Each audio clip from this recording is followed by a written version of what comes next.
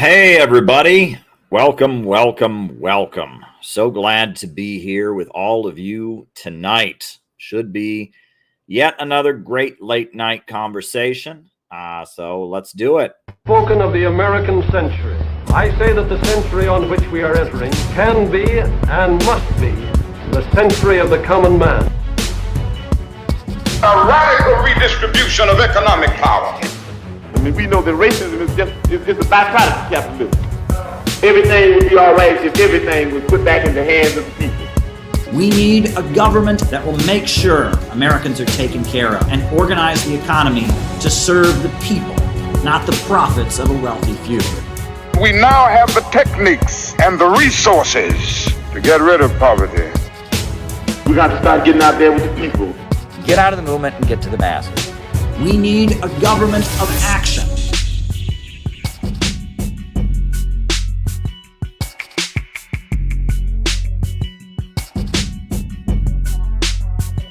Welcome, welcome, welcome, everybody. I'm so glad to be here with all of you tonight. It's been a little longer since the last stream than it should have been. I try to stream every night if I can, but lately, amid the hot weather, I've been doing an endless amount of interviews about my book on Kamala Harris, which is good. I'm really glad people are reading it, but it takes a lot out of me. My throat's been a little sore lately because I've just been talking to so many people, and that's good. I'm glad people are reading the book. I wrote the book with the intention of people actually reading it, Kamala Harris will probably come up in tonight's stream. Not in the same amount of depth I've been talking about her because we got other stuff to talk about. I'm proud of how well the book is doing, but my main focus is building the community, right? Make no bones about it. These streams are intended to build an organization, and that organization is called the Center for Political Innovation. And so that is our intention, to build an organization. So yeah, the way these streams work, first I give my opening remarks. My opening remarks are then followed by a roll call. And then my roll call is then followed by me answering your questions for the rest of the show, for the rest of the night. So if there was something you would like me to talk about in the second half of our program, all you need to do is, if you're on Rumble, send a Rumble rant. If you're on YouTube, send a YouTube super chat. If you're on Facebook, you are shit out of luck, but you're not actually shit out of luck. You can just go to Rumble or go to Facebook or go to YouTube. You can't do Facebook, though. There's no way for me to accept questions on the Facebook, but I can accept questions on Rumble or on YouTube. So now I'm going to make a few announcements that are very important, and then I'll jump into my opening remarks. First announcement: every morning, every single stinking morning, we try to start the day with a morning message from the Center for Political Innovation. Our community is intended to inspire people, to help people in our community learn to hold each other up, and so we try to start every single morning with a morning message on the CPI YouTube channel. So go to the CPI YouTube channel and subscribe and tune in 6 a.m. Eastern time every morning. It premieres. It obviously stays up there for afterwards. We've had some great messages lately from members of our community. It's really, really great. So by all means, by all means, come and listen to our morning messages every morning. And we'd love to have them. Great thing to do.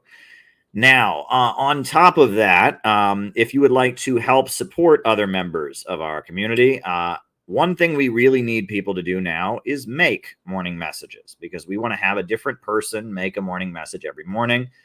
And you can submit them now very, very easily. You don't have to send them to me or anything. If you want to make a morning message, all you have to do is click this link and record your message. And there you go. Submit a morning message. There it is. That's the link. And you record yourself with your phone. You upload it from that link. That is the way that you can send us a morning message. And we certainly need more morning messages. So I would ask you to go and record a morning message if you can.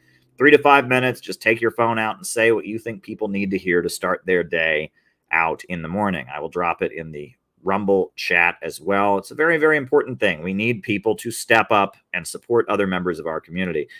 The community is not supposed to be centered around me personally. It is supposed to be a way that people can be connected to other people. And that means stepping up, making morning messages to keep people engaged. And that's the important thing. Keep people engaged and on the revolutionary road, right? Because there's so much toxicity in our society, so much negativity, so much isolation, so much loneliness. We want people to start their day with revolutionary hope and optimism by making morning messages, listening to morning messages, so we can be there for each other as a community. We are the center for political innovation, and we are never going to surrender, and we are never going to back down no matter what they throw at us. So that's my first thing I wanted to get out of the way. The next thing I wanted to share with all of you is I've got a little bit of a road trip planned next week. I'm going to Chicago. And I'm going to Chicago because of the fact that I wrote a book about Kamala Harris, as you are all aware. And that book is at the center of a controversy. That book was temporarily banned from Amazon, etc. So we have printed 1,000 copies of this book, a new edition with an introduction about how it was banned and how it was suppressed, and Kamala Harris and the Uhuru case and all kinds of stuff. A beautiful, beautiful edition of this book has been published, has been created. A beautiful new version created by Peter Coffin and others, and mainly Peter Coffin. And so we are going to distribute 1,000 copies of it for free at the Democratic National Convention. So we need your support. Help us get them there, right? The transportation is going to cost, the print, it costs money to print them and all of that. So please help us get the new edition of the Kamala Harris book, the 1,000 copies we printed. Help offset the costs by donating on GoFundMe. Donate to help get the book to the DNC. That is what's happening. I will be on the road a little bit next week in order to make sure those books get delivered. I'm very excited about it, yeah, let's help get the forbidden book to the DNC. That is my request to all of you. Very, very important. So, that's on GoFundMe there. Other than that, reminder to the morning messages. Listen to the morning messages every morning. Help make some morning messages. We do need more people to step up and make morning messages so that we can have one every morning. And then on top of that, if you can help us get our new book to the Democrat National Convention, that would be awesome. Those are our 3 announcements. So on that note, I'm going to start my opening remarks. Just drink some unnamed water beverage. I'm going to start my opening remarks. And just remember that I'll be taking note of any questions that come in on Rumble or on YouTube, and then I'll do the roll call, right? Here's a first super chat question. That'll be the first one that gets answered, unless there's a Rumble rant. And then on top of that, we will then answer the questions in the second half of the program. So keep the questions rolling in as I jump into my opening remarks. So there's a lot going on in this world right now, and it seems a bit chaotic, and this election cycle has really not even gotten going yet. We haven't even finished the Democrat convention. That starts August 19th. A lot of chaos. Donald Trump got shot at. They got him in the ear. Kamala Harris swept up the nomination with Joe Biden being forced out. A lot is going on. And a lot is changing beneath the surface organizationally. A lot of shifts are happening.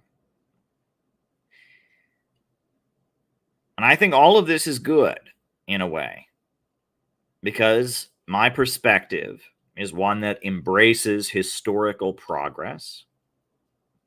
I believe the universe is headed toward more and more of a state of perfection. I believe that conflicts happen because they are necessary in order to reach a resolution. And I want to explain to you why it is that the world we are currently living in seems so confusing. And it really just gets down to this.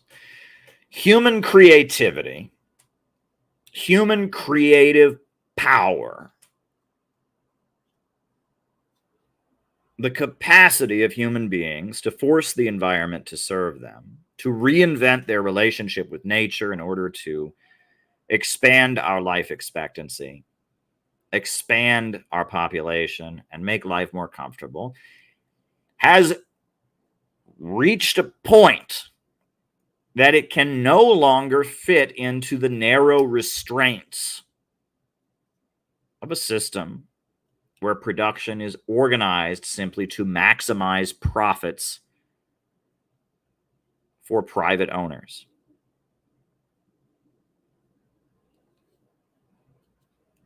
Human beings are brilliant. Human beings are amazing. And the narrow limits of the profit system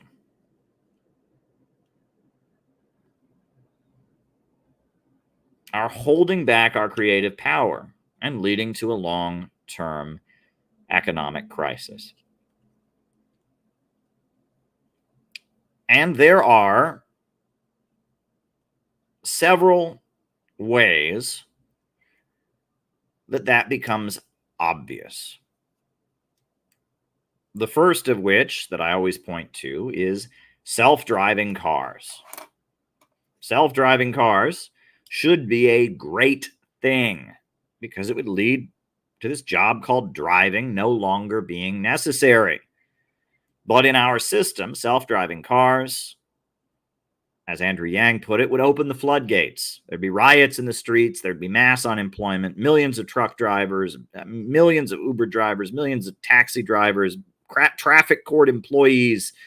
All kinds of people would be out of a job because we advanced technology to the point that the human labor of driving wasn't necessary. How is that rational? How is it rational that human creativity and human advancement, technologically speaking, would lead to greater poverty? That's not rational. It is not rational. Technological advancement should lead to a more productive life for everybody. But yet, we fear technological advancement because it would lead to greater poverty. Now, I have many times shown this clip. I'm going to show it again, really explaining what's going on. And this is called, I call it socialist math. It's a clip created by Peter Coffin where I explained what's going on. Explain what needs to be explained, what used to be considered Marxism 101, about why it is that our Western capitalist economy is crashing and burning. And in order to do that, I'm going to have to do some math. And I hate math. You know why I hate math? Because I grew up in America. I went to public school in the United States of America, so I am going to, at risk of embarrassing myself, because math was never my best subject, I'm going to do some mathematics here on the board for you to explain the problem.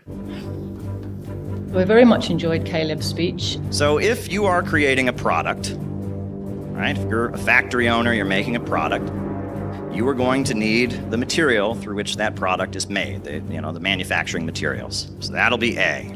The simple equation you put forward to explain the crisis of overproduction and the falling rate of profit. And you're probably going to need to transport the product to where it's sold. That's B. It broke down where your money goes. You're also going to have to pay your labor costs. Labor costs are represented by C. Explanations of those concepts that people are able to understand. Then when consumers purchase the product, they're going to pay a final price. And that final price is D. However, there's a problem with that. I like the fact that he framed it that way to make it very clear. Which is that the capitalist can't change how much A costs. He can't change how much B costs. So the profit of the capitalist can only be extracted from the value put into it by the worker. And this is the basis of Marxism, the understanding of surplus value. I've never seen it explained so simply anywhere. I've never been able to explain it that simply. So C, the labor value, is divided.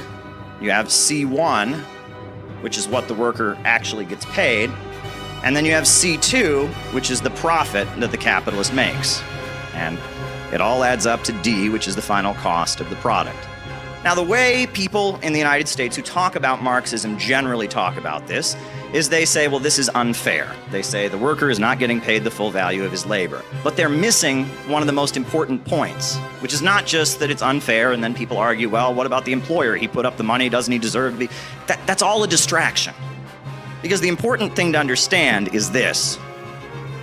C1 is always going to be less than D. The wages paid out to the worker are never enough to buy back the product that he produces. There is always more products created than there are wages paid out to the worker. And this is the built-in problem of capitalism, the problem of overproduction.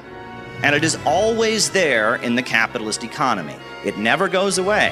And they have invented all kinds of crazy mechanisms to try and deal with the problem of overproduction. Part of the reason that the US government has purchased billions and billions of dollars worth of cheese only to bury it in a cave in Springfield, Missouri, is to deal with this problem. It is an ongoing present problem, and it's a problem acknowledged by most capitalist economists. John Maynard Keynes said the problem was underconsumption rather than overproduction, but he was pointing to the same problem. The military-industrial complex in the United States is an effort to deal with this problem, to keep spending going. There's all kinds of mechanisms that they've invented to try and resolve this problem, but it gets worse. What is the capitalist always trying to do? He wants to maximize the amount of profit he makes. And one of the main ways they do that is with what's called labor-saving technology. Get rid of workers and replace workers with machines. As they eliminate workers from the process of production, as there's fewer and fewer workers involved, as machines take the place of workers, the role of C in production decreases. There's a little bit of a problem with that. As C goes down, C2 also goes down, right?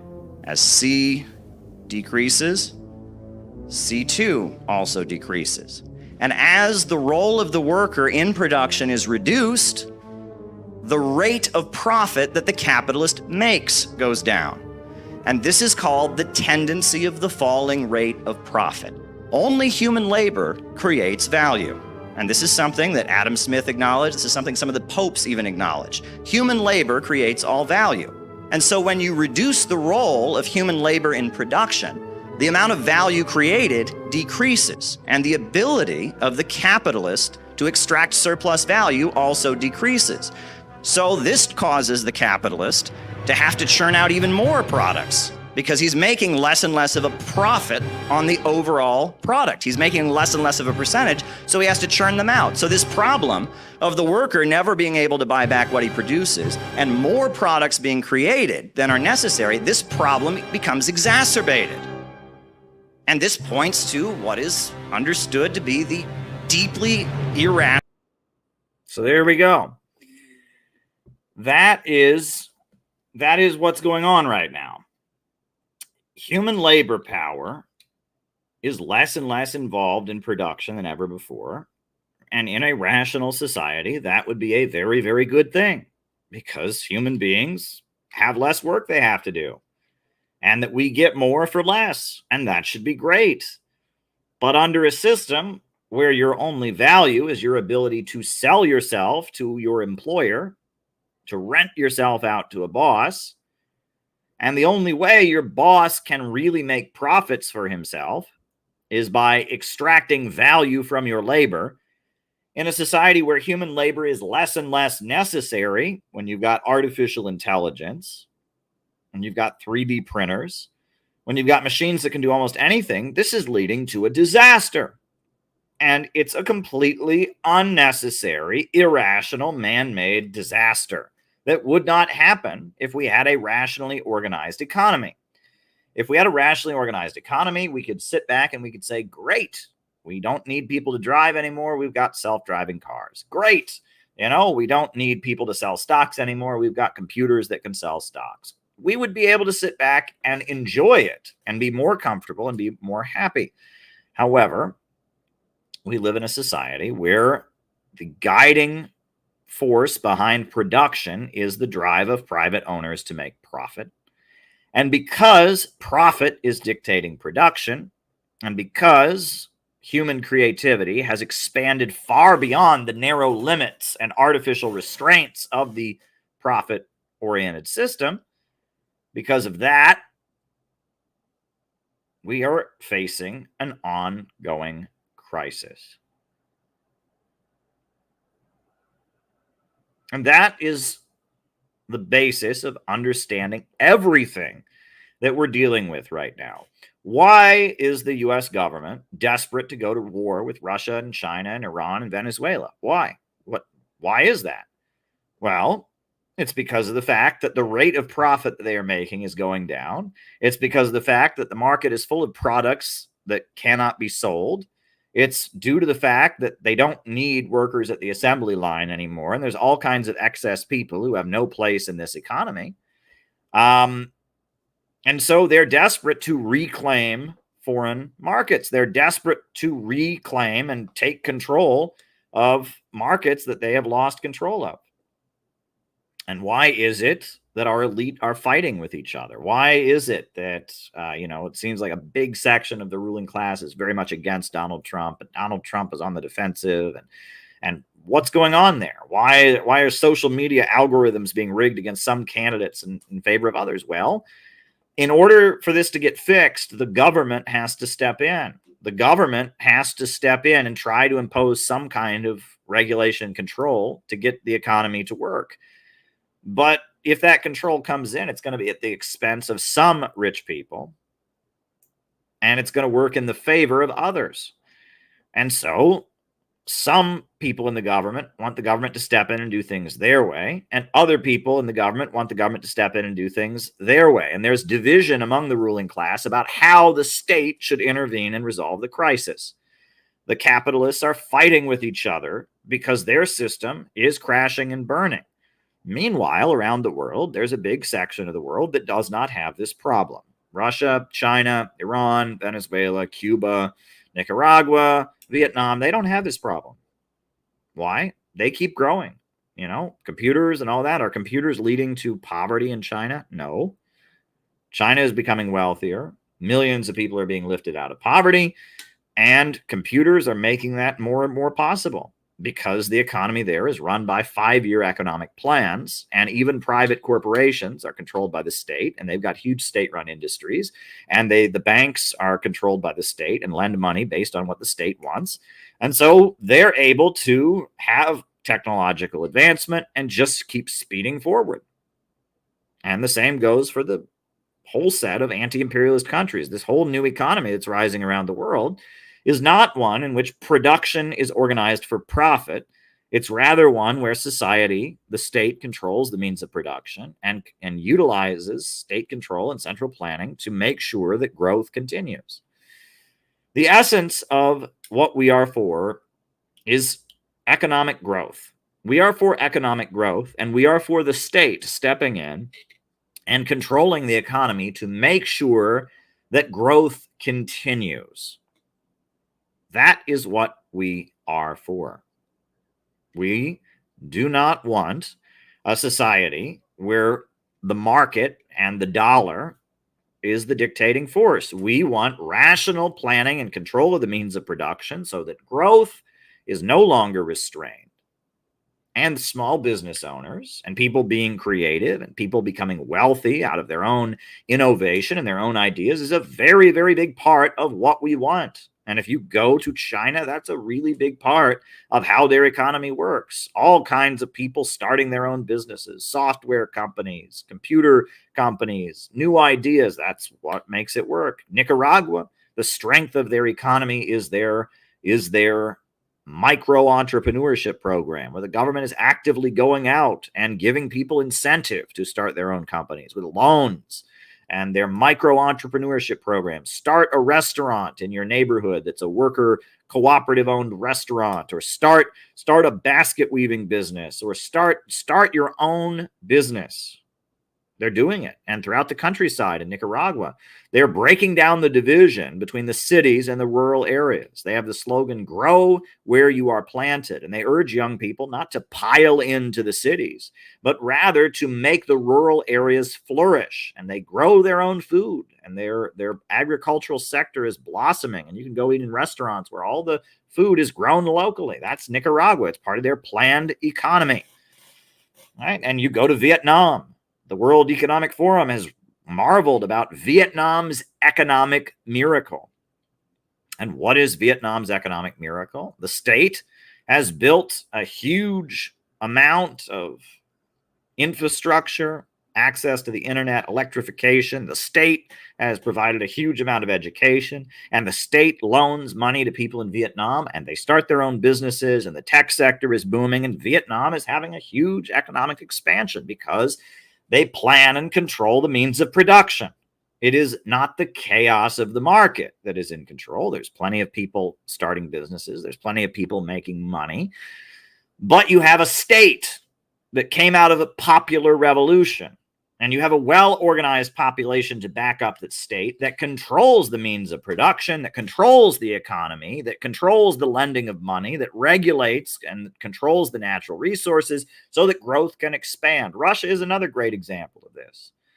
2014, the United States started putting agricultural sanctions on Russia, made it hard for them to import baby food and fruit, products from the European Union and from the United States. So what did the Russian government do? They used the oil money to start rebuilding the farming sector.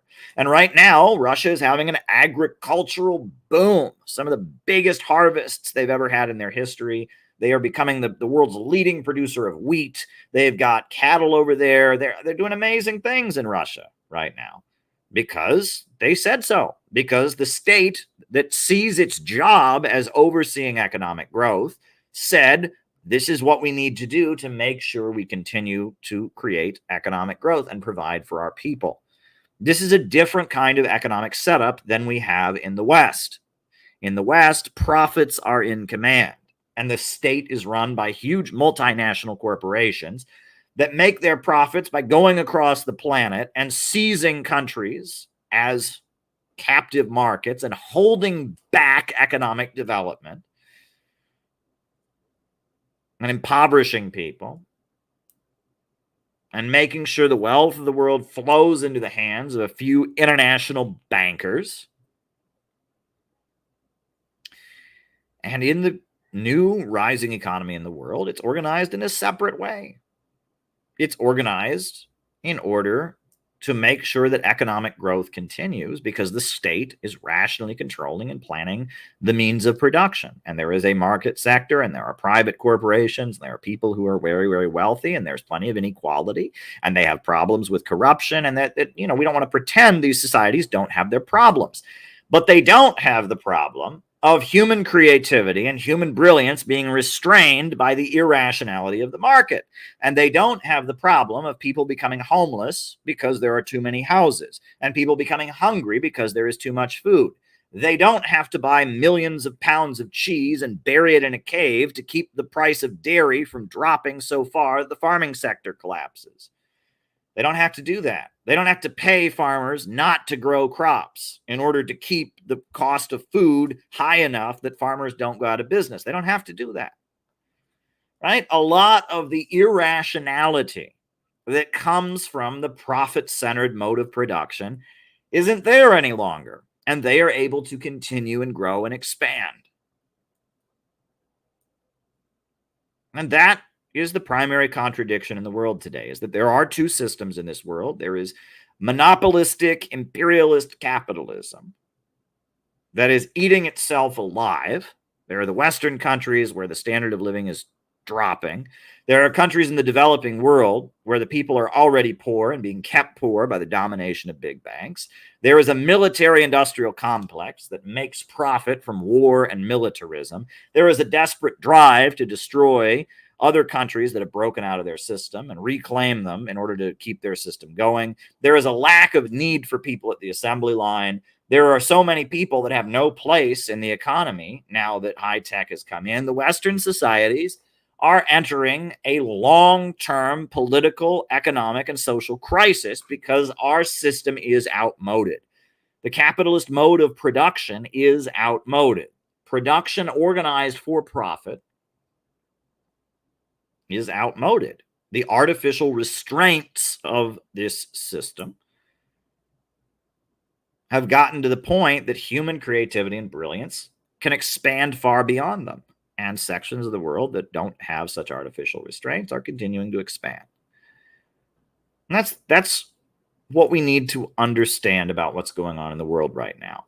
But then that brings me to the next point.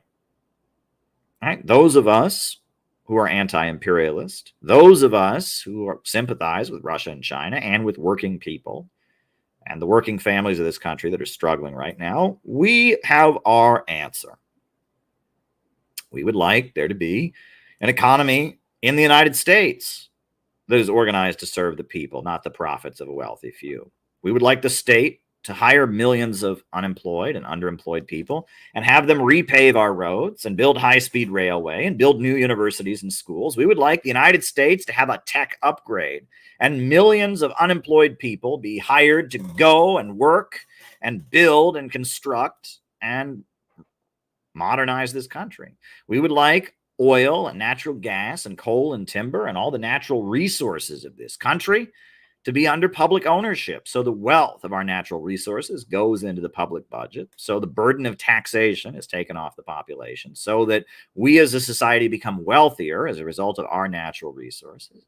We would like banking and the lending of money to be done strategically as part of an economic plan to control the economy and ensure economic growth. Instead of having money be lended by big bankers who are trying to make profits all over the world, we want the lending of money to be in public hands in order to stimulate economic growth with a national bank as well as state and local banks that are under public ownership. And finally, we would like to enact an economic Bill of Rights. The right to a job, the right to housing, the right to education, the right to health care, and not as a handout, not because we just want to be good people and be compassionate, but rather as an investment in our people. We want a strong economy. We need the labor power of every person to be utilized. No one should be unemployed because that's labor power that is not being utilized. And if every person is employed and going out and doing productive work, the amount of wealth in society increases, especially as technology increases. So we should utilize the labor power of everyone. And if we want a productive, strong society, we should have health care for everyone so that our people are healthy, so they can go out and build and construct and consume and have families and have children, and healthier people are happier people, etc., and are more productive. And on top of that, we should have an educated population. Why? Because smarter people make better and more informed decisions. And so providing education is an investment in the country. If you train people in your country to be doctors, you're going to have doctors in your country. If you train people in your country to be engineers and scientists, you're going to have engineers and scientists in your country. And that 4-point economic plan, that is our solution to the crisis. We seek to use these 4 steps to rip the United States out of the chaos of the market and to restructure the economy to serve the interests of the people, not the profits of a wealthy few. Right? In our new booklet that we'll be distributing on the streets of Chicago, we have a very beautifully laid out page with our 4-point plan on it. Right? We have the 4-point plan, right? Mass program to rebuild the country, public control of our natural resources, public control of banking and canceling the public debt, and an economic Bill of Rights. Boom. Right next to peace with Russia, peace with China, no World War III, no police state. This is what we want, right? We got 1,000 of these to hand out on the streets of Chicago, along with 1,000 of the Kamala book, right? This is what we want. However, that is not what a certain section of our elite want. Their solution to the crisis is very different from ours. And this is what is important to understand. While we think the answer is just moving beyond the irrationality of the market, there's one section of the elite that says in order to save society from the problems that I just laid out, the problem of overproduction, the problem of less of a place for workers at the assembly line, they say that the answer is degrowth. And by that, they mean reducing the population. They mean reducing production, so there's less being produced. They mean reducing living standards so that we all have less. They mean reducing consumption, so we all are unable to use as much electricity, unable to live as comfortable as we once did. There is a section of the elite that says the way to solve this crisis is with forcible, heavy-handed degrowth. We are going to grind back the wheels of history. We're going to create a slave labor underclass. We're going to have a whole bunch of people die in big, ugly wars. We are going to make people live in poverty. You will own nothing and be happy about it, right? You will eat bugs. You will live in a pod. You will not procreate. You will be dazzled all day long and hypnotized and controlled. And that's what they want to do. And that is called fascism. The economics of fascism.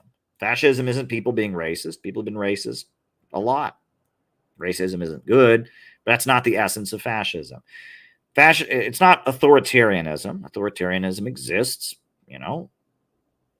but that's not the essence of fascism. Fascism, as explained by R. Palm Dutt in his great book, Fascism and Social Revolution, the essence of fascism is using heavy-handed state repression to save capitalism with forcible degrowth. That's the essence of fascist economics, is to save the capitalist system from a crisis of overproduction with militarism and war and death, with imprisonment and a prison state, with reducing consumption, with austerity. That is the essence of fascism. And the fascists are largely the ultra-rich. It is the ultra-rich that are the fascists. And that there's been a long-standing trend among the ultra-rich of thinking this way. You can go back to, I think was it Voltaire or it was one of those French thinkers who talked about the noble savages. Oh, look how great things were before civilization, before electricity. There's always been a faction of the elite. You go back to the time of the revolution to bring down feudalism. When I was a kid, still to this day, one of the greatest Christmas carols is "Joy to the world, the Lord has come. Let earth receive her King. Let every heart prepare him room, and heaven and nature sing, and heaven and nature sing, and heaven and nature sing." What does that song have to do with Christianity? Nothing. It has absolutely nothing to do with Christianity. Right?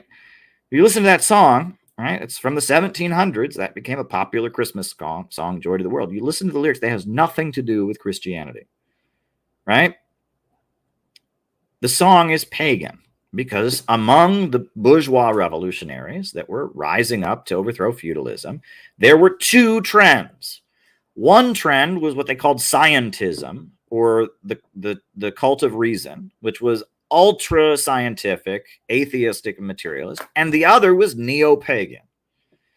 And that there was a revival of attempts to go to pre-Christian Europe, right? There were a lot of Germans who started worshiping Thor and Odin and Valhalla and all of that. There were a lot of English people who started going back to, Celtic mythology and all of that. And that there were a lot of these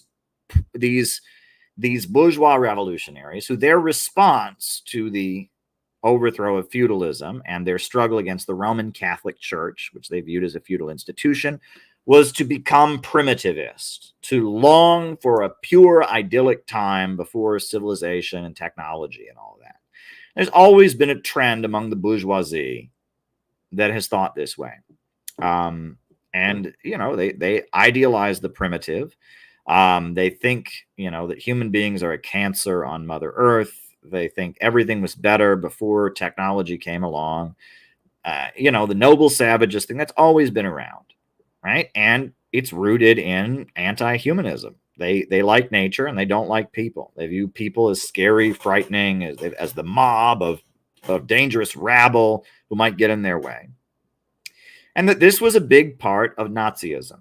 And you would never know that because, you know, Nazis are considered to be big, scary, right-wing racists, which they were. They called themselves right-wing and they were racist. However, a big part of their ideology was environmentalism and the belief that, you know, that you needed to preserve big sections of nature from the corrupting hand of humans. And another big part of their ideology was a desire to go further backward from Christianity. The Nazis, while on the surface they were Catholic and Protestant, many of the elite within the Nazi Party followed a pagan teaching. They had a guy named Alfred Rosenberg who wrote a book called The Myth of the 20th Century that argued that Christianity was a Jewish conspiracy, that argued that they needed to go back to, you know, Valhalla and ancient Norse and Germanic mythology. And, you know, a lot of Nazis, even today, are Odinists, etc., and that they believe that you need to go backward. And one of the main thinkers of Italian fascism, who was promoted by the Mussolini government, was a guy named Julius Evola. And Julius Evola, he was a far-right Italian fascist, right? Was well loved by Mussolini, promoted by Mussolini. He eventually argued Mussolini was not reactionary, etc. But Julius Evola, if you read his books, Man Among Ruins and Revolt Against the Modern World, if you read his writing, he believes that historical progress is bad. And one of the concepts that is expounded upon in his book, Revolt Against the Modern World, in his book, Man Among Ruins, is he reflects on what he calls the demonic nature of the economy, which is growth. He thinks growth is bad. And he tells this story, which I don't know if it's true. There's no citation. He just tells it. And he says that there was a group of people in some primitive third world country who worked in a factory that was owned by a European white guy. And the white guy, European guy, he wanted to motivate the people in the factory to work harder. So he doubled their pay. And so then all the workers in the factory, all these, you know, primitive third world people that are so idyllic and not like us corrupted, greedy Westerners, they all suddenly said they were only available half the hours. And that's supposed to be so beautiful because they don't want more. Right? So he doubled everyone's pay, and then they all suddenly said they were only available to work half as long because they're not corrupted by this crazy idea that you should have more. Oh, they're content in their existence. They're beautiful, primitive, idyllic people. And he uses this story, Julius Evola, in his book Man Among Ruins, to argue that that's what we need to get to. And he loves the Tibetan Dalai Lama. And he loves the Indian caste system. And he says, look, there's no strikes, there's no protests, there's no rebellions. All these people just know their place and they don't want more. And they're born into the perfect spot. And it's just so amazing. Right? This is far-right thinking, that growth is bad, that there should just be a natural hierarchy that people are born into, and that there shouldn't be any historical progress, and that everything should just be in balance, right? This is fascist ideology, right? Fascism, and yes, part of the idea that there's a natural hierarchy is racism. But nowadays, they frame it in terms of anti-racism, right? Part of doing this is having a heavy-handed authoritarian state, absolutely. And nowadays, perhaps that heavy-handed authoritarian state does it in the name of environmentalism or does it in the name of social justice or whatever. But the essence of fascism is degrowth. And this is what you need to understand. The essence of fascism is degrowth. Why did the Nazis use the swastika as their symbol? Because they thought they were descended from the peoples of ancient India. They thought they were Aryans. And they thought that the caste system of India was awesome because everyone knew their place and there was no protests and no strikes and everyone was just perfect. It was so great. You were born a Brahmin. You were born an untouchable. You were born this. You were born that. The caste system, they loved the caste system. And they loved ancient hierarchies. And they longed to restore feudalism. Even though it was a capitalist society, they were attempting to reimpose the restrictions and the hierarchies of feudalism in the hopes of saving capitalism from a long-term economic crisis. They were longing for feudalism. They were longing for the authoritarianism and the control, and they were trying to impose degrowth in order to create a society that could withstand a capitalist crisis. And it doesn't work. You can't roll back the wheels of history. It doesn't work. Human beings want more than they already have. That is the nature of man. Human beings want more than they already have. Human beings want life to be more comfortable. Human beings want their children to live better than they did. Human beings want longer life expectancies. That's the nature of mankind. And that's an amazing thing about us because no other species has ever done anything near what we've done. It's amazing that human beings can do what we can do. It is not a flaw in mankind. It is not something wrong with us. This is amazing. It is amazing. Human beings should be celebrated for this. This is what separates us from animals and has us one step closer to our Creator. God is the ultimate creator, the creator of the universe, the force of life. And we as human beings are closer to God than any other species because we are creative. We can create.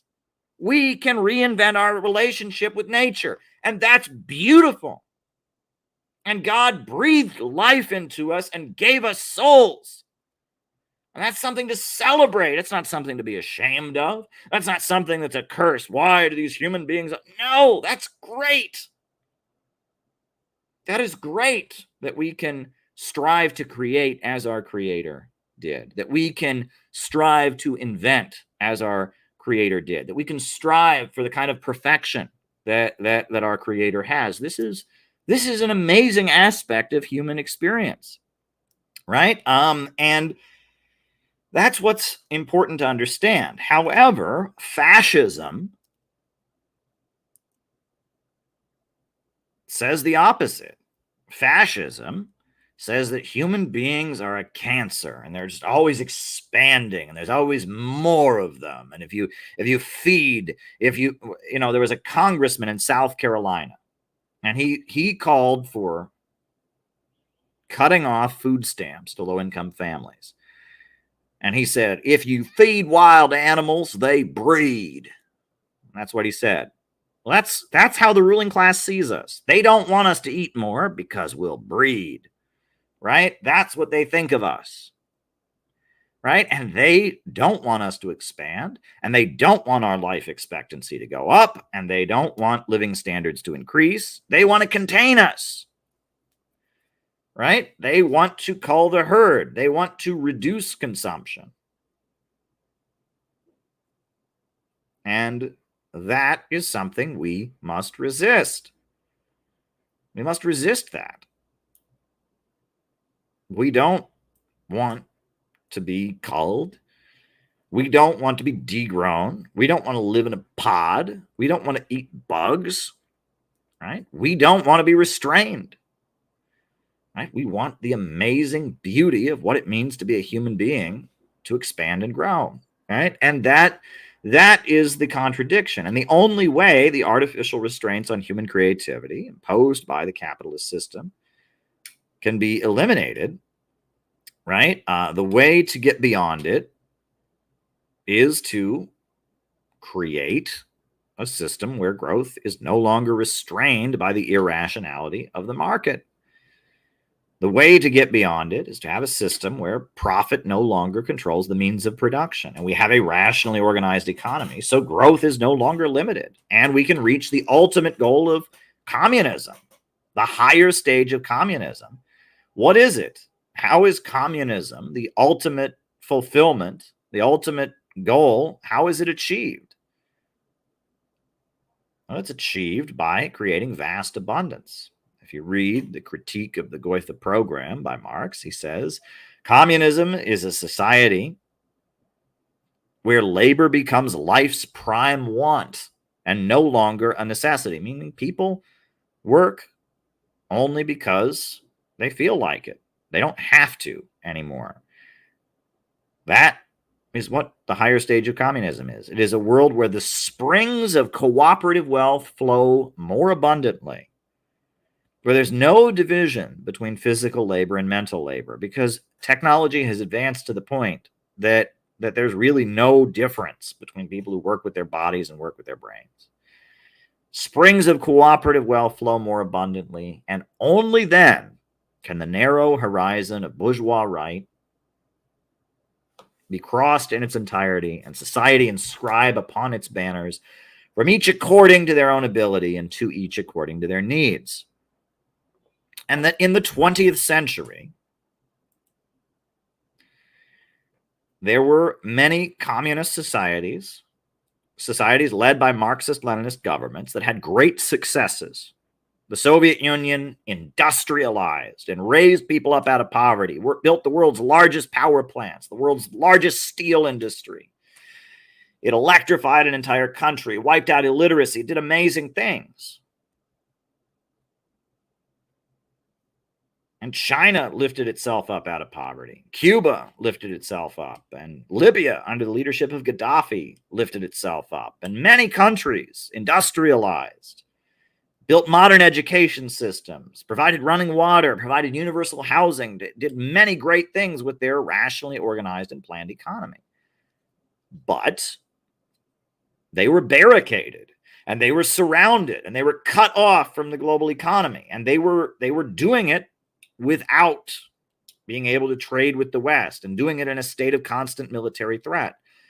And because they were surrounded, and because they were barricaded, and because they were threatened from without, many of them fell into the trap of trying to create equality with force.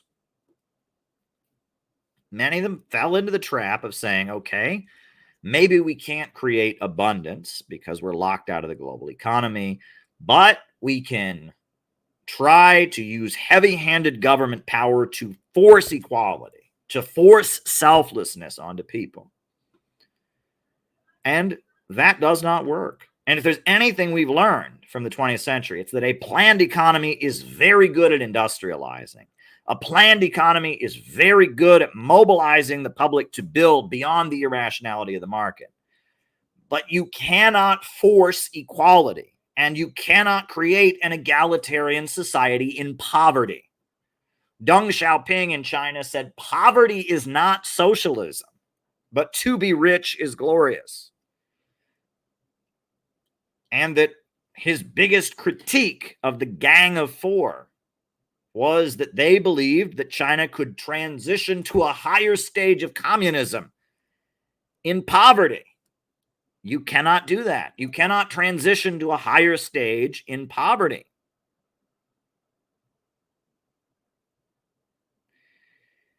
Che Guevara was a brave, heroic man who sacrificed and ultimately gave his life for the struggle against imperialism. Every day in Cuba, children pledge, I will live like Che Guevara. Che Guevara is a great icon of a self-sacrificing person, someone from the wealthy class who joined the cause of the oppressed and became a revolutionary. However, Che Guevara was a brilliant military commander who developed theories of guerrilla warfare. Che Guevara was a very heroic, self-sacrificing individual. But one thing that Che Guevara was not was a good economist. And the Cubans will tell you that. If you go to Cuba and you speak to any of the Cuban Communist Party economists, they will say when Che Guevara was running the Cuban National Bank in the early 60s, he did not do a good job. And that Che Guevara had his theory of the new socialist man, which many Trotskyites love and uphold. But the theory of the new socialist man was a disaster. You can't build a socialist society without material incentives. And that is precisely what Che Guevara tried to do. He did not want to do what Stalin did in Russia, where people who worked harder got rewarded and got medals. Instead, he wanted people to just work selflessly with no reward. And if you read his work on the new socialist man, it is pure idealism. Pure idealism. But that makes sense because Che Guevara was driven by his ideals. Che Guevara was driven by spirituality. He said himself, revolutionaries are driven by great feelings of love. So it makes sense that somebody with so much love and so much passion for socialism would think that socialism could be built on the basis of such passion. We can forgive Che Guevara for this. Right? We can admire all of Che Guevara's achievements, but we can realize that his conception of how to organize a socialist economy is not correct. And the Cubans have realized that, and the Chinese have realized that, the Soviet Union has realized that you do need material incentives, and that the basis of breaking down inequality is abundance, is expansion of the means of production. And so we celebrate the communist revolutions for lifting people out of poverty, for industrializing countries, for defeating the Nazis, for inventing space travel, for enabling countries all across the colonized world to lift their people up. We celebrate that. But we realize that they were cornered and they were pushed into a corner where they fell into the trap of trying to create equality with force, which you cannot do. Equality is based on abundance. Why is it that nobody in the world ever talked about the rights of man or freedom of speech or freedom of religion until like the 1400s in Europe? Why? Were people just evil until then? People were just evil. You know, they were just evil. They were just like, I don't want people to have freedom because, And then somebody named John Locke ascended from heaven and said, thou shalt have life, liberty, and property. And everyone was in awe of the great John Locke. And they said, wow, we should let people say what they believe. We should let people. No. It was with a new level of development and a new mode of production called capitalism that a new level of independence could be created, and that a lack of social, a new level of social autonomy could be created. And that is the basis upon which the freedoms that we know and love emerged. They emerged with a new level of development. And we want a society with total freedom, where no one has to do anything, where everyone is just free to just do as they want to do, take what they want, do what they feel like doing, from each according to his own ability, to each according to his needs. But the basis of that is vast abundance. Vast abundance is the basis of creating such a society. And that's what we need to remember. And that brings me to what is actually the topic of tonight's stream. Right? It took me an hour to just explain these beliefs. These things are not simple. These are complicated topics.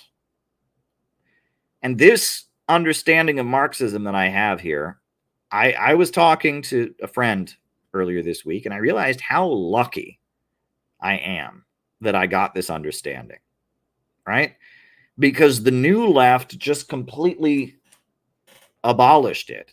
I saw a video earlier this week by Chris Hedges explaining why he's not a Marxist. And I watched it and I thought, this has nothing to do with anything I believe. Right? I mean, he's explaining why he's not a new leftist. He's explaining why he doesn't have the standard interpretation of world events that one gets from people who call themselves communists. I would agree with him, right? He said he disagrees with the utopianism of Marx. Well, you know, I do too, because Marx wrote a book called Socialism, Utopian and Scientific, where he made clear that he was not a utopian. I watched that video. I saw it, and, you know, I appreciated everything Chris Hedges was saying, but it had nothing to do with my understanding of what Marx taught. I was schooled in the movement of Sam Marcy. Right? Sam Marcy was the founder of the Workers' World Party. He'd been in the Communist Party and the Socialist Workers' Party. He started the global class war tendency, which eventually became the Workers' World Party. And he was very much an understander of Marxist economics, and he traveled to the Soviet Union pretty frequently. He wrote this book called High Tech, Low Pay, right? And then his student, Fred Goldstein, who I worked under and learned heavily from, Fred Goldstein wrote this book, Low Wage Capitalism, The New Globalized High-Tech Imperialism Means for the Class Struggle. That was my introduction to these ideas, and I studied them intensely during the 2008 financial crisis because I wanted to know why the crisis happened, and Sam Marcy and Fred Goldstein explained it to me. And then I read a very important book by Nelson Peary. I've got it around here somewhere, but I take it out and read it so frequently. Nelson Peary was a leader of the Communist Party who eventually became a Maoist, and he wrote a very important book about technology and economic crisis called The Future is Up to Us. And all of these books are online for free. You can go read The Future is Up to Us by Nelson Peary online for free. It's out there. Go and read Low Wage Capitalism by Fred Goldstein. It's online for free. Go read High Tech, Low Pay by Sam Marcy. It's online for free. I read these books. And in addition to that, after I left the Workers' World Party and after I stopped reading only explicitly Marxist texts, I discovered the work of Lyndon LaRouche. And Lyndon LaRouche began his political career as a Marxist. He eventually dropped Marxism for the Friedrich List, stuff. But he wrote this very important book called Dialectical Economics, an introduction to Marxist political economy when he was still a Marxist. And this book lays out a very brilliant understanding of fascism and what it is, and then the basis of Nazism. And Lyndon LaRouche, again, I am very thankful for Lynn Marcus, Lyndon LaRouche, and his understanding of growth versus degrowth becoming the main fight in the ruling class, etc. And I think that a pretty strong precursor of that, do I have that book up here, is a very important book. Do I have that? Yeah, here it is. A very important book that you can find online as well called Fascism and Social Revolution by R. Palm Dutt. And you can find a PDF of that book online. And that book makes the same argument that fascism is degrowth, right? And Lyndon LaRouche makes that argument. Lynn Marcus makes that argument. R. Palm Dutt, the leader of the British Communist Party in the 1930s, a man of Indian descent, he makes that argument. So I'm telling you, the kind of Marxism that I absorbed from Sam Marcy, from Fred Goldstein, from Nelson Peary, from Lyndon LaRouche, and from R. Palm Dutt, this form of Marxism is almost not there. It's almost non-existent in the Western world. If you go to China, it's everywhere. If you go to Russia, it's everywhere. If you go to the developing world, this is pretty standard. It's the ruling ideology of many countries. However, in the Western world, this form of Marxism has been almost eradicated.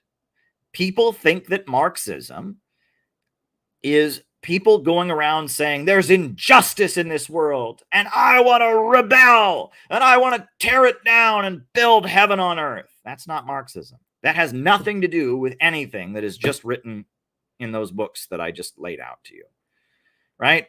People think Marxism is William Blake. I don't know, William Blake, the great English poet. He wrote a song, Jerusalem. And did these feet in ancient time walk upon England's mountains green?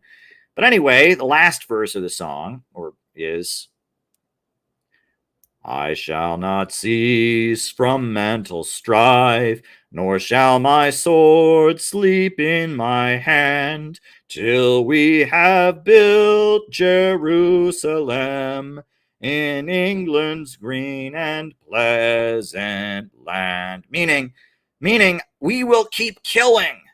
We will keep rebelling and slaying and murdering and creating chaos until we've built heaven on earth. That is what most people think Marxism is. And I do not believe that.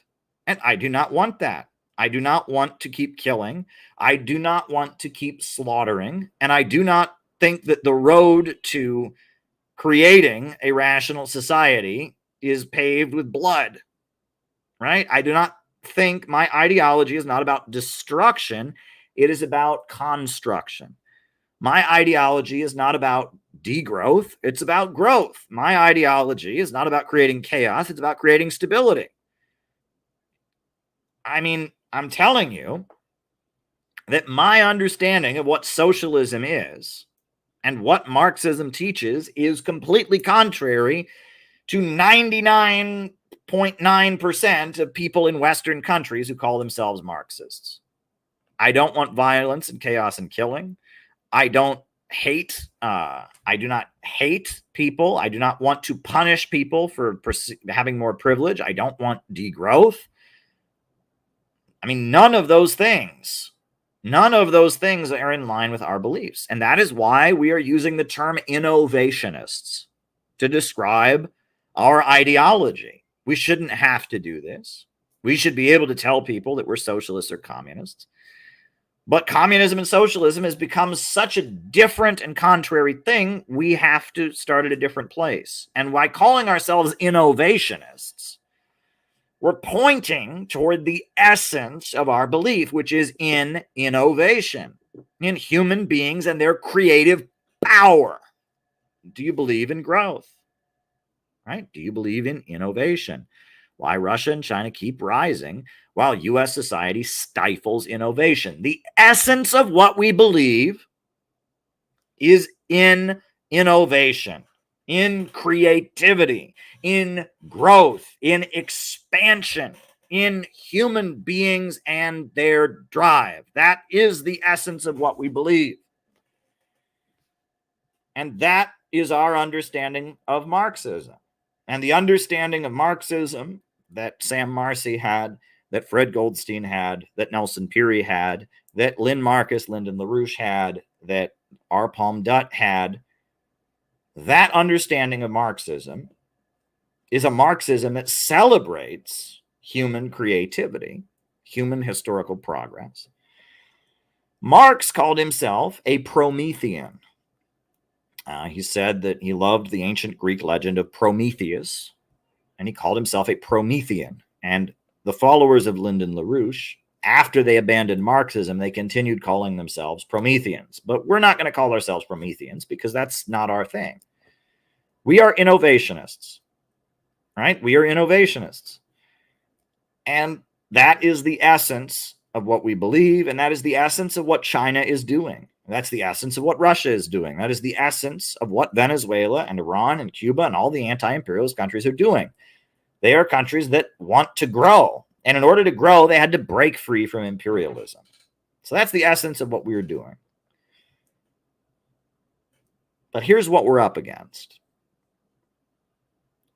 We're up against people who believe that the way to resolve the crisis is with degrowth. The way to resolve the crisis is to reduce the human population. The way to resolve the crisis is to destroy humanity and to contain humanity. That is who we are up against. We are up against Silicon Valley fascism. And Silicon Valley is a center of fascist thought.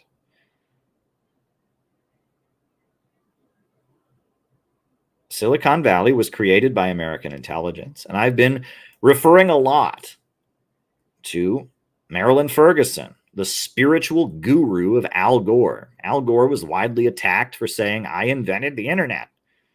And what he was referring to when he said, I invented the internet, or we invented the internet, he was referring to the fact that the US government invested huge amounts of money in trying to get the United States to be at the center of the computer revolution. And that was done because that was the strategy of Zbigniew Brzezinski, and that was the strategy of American intelligence, to control the global means of communication and use that means of communication to destabilize the Soviet Union. Zbigniew Brzezinski wrote a book called America Enters the Technotronic Era, or something like that. Facing a New Age, America Enters the Technotronic Era. What he basically wrote in that book, to summarize it, is he said that the essence of what was going on around the world with the New Left, the 1960s protest movement, the wave of anti-colonial uprisings in the Third World, what was going on was not the danger of communist revolution. It was rather a change in social relations. People's relationship toward traditional institutions like the family, like the church, etc., was changing because of their access to information. Because people had more access to information than they had before, relationships, hierarchical relationships, and institutional relationships were being renegotiated. And he argues in that book that rather than suppress the New Left, that this wave, this change in relationships, could be utilized and hijacked to bring down the Soviet Union and bring down the communist world and bring down what he calls institutional Marxism. And that's what Brzezinski argues in the book. He's arguing this as far back as 1970. And in the late 70s, under the Carter administration, we see the very beginnings of the U.S. government and U.S. intelligence directing all of its assets into funding and setting up Silicon Valley.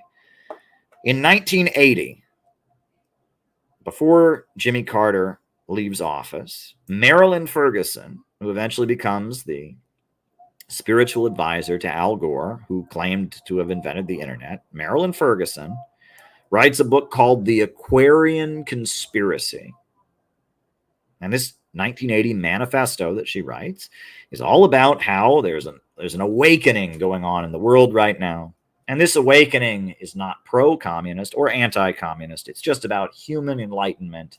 And there's going to be this explosion coming to bring the world back into balance with Mother Nature. And hallucinogenic drugs are a big part of it. And primitive, pagan, mystical religious practices are part of it. And we're gonna inspire people to rise up and revolt and bring the world back into balance. And Marilyn Ferguson becomes Al Gore's spiritual advisor. She has many events at the Clinton White House with Bill and Hillary, where they sit there and they go over things, and she's doing palm readings and meditation for Al Gore. In her book, she says, America is free, but California is freer. California is freer. And California is ground zero, the center of her Aquarian conspiracy. And of course, the place that she says is essential is the Stanford Research Institute, Stanford University, which the Stanford Research Institute has been revealed to be a big center of all kinds of intelligence operations, mind control experiments, MK Ultra, etc. Well, she's out of Stanford Research Institute, and that's also a place where all kinds of tech research associated with Silicon Valley is happening. So there's a layer of people who very, very much believe that to save capitalism from itself, we need to create a low-wage police state. We need to reduce the population. We need to contain people. We need to destroy people's creative power. We need to mind control people. We need to hypnotize them with drugs and pornography. We need to break people's strength and break people's spirit. We need to inspire people to be contemptuous of each other. We need to break human solidarity. We need everyone alone and isolated and staring at one of these all day long. That is what they believe. And they are trying to implement their sinister plan of social engineering to save capitalism from itself. Bill and Melinda Gates Overpopulation is their obsession. The Rockefellers were obsessed with overpopulation for generations. They started the Neo-Malthusian Society. They funded the Birth Control League, not because they believed in women's rights, but because they thought there were too many people in the world and they wanted to reduce the population. I'm telling you the facts. The thinker behind the Hillary Clinton State Department was Anne Marie Slaughter. She was the intellectual who drove Hillary Clinton and advised Hillary Clinton about how to run the Arab Spring. And she is the CEO of the New America Foundation. Now it's just called New America, but it's the New America Foundation. Anne Marie Slaughter, who believes in global revolution to create the open international system. She has an NGO, a nonprofit called New America. And who pays for New America? Who pays for it? The Bill and Melinda Gates Foundation, Bloomberg Philanthropies, the Ford Foundation, and the Rockefeller Foundation. Bill and Melinda Gates, the overpopulation obsessed Silicon Valley monopolies. The Rockefeller Foundations, the Rockefellers, the funders of the Neo-Malthusian Society, the descendants of John D. Rockefeller, the oil monopolist, the people who funded the Birth Control League and Planned Parenthood, the people who brought us the research of Alfred Kinsey, the Rockefellers that were heavily involved in so many coups and so many interventions. The Ford Foundation, the Bloomberg. When Bloomberg was mayor of New York City, right? I want to show you this ad. I want to show you this. People forget about this. This has been swept under the rug. When I first moved to New York City, Bloomberg was mayor of the city. Mayor Bloomberg, right? The billionaire was mayor of New York City. And there was a huge amount of outcry because he used taxpayer money to put these ads in the subways. Take a look. This is the ad that he put in the subway. I'm twice as likely not to graduate high school because you had me as a teen.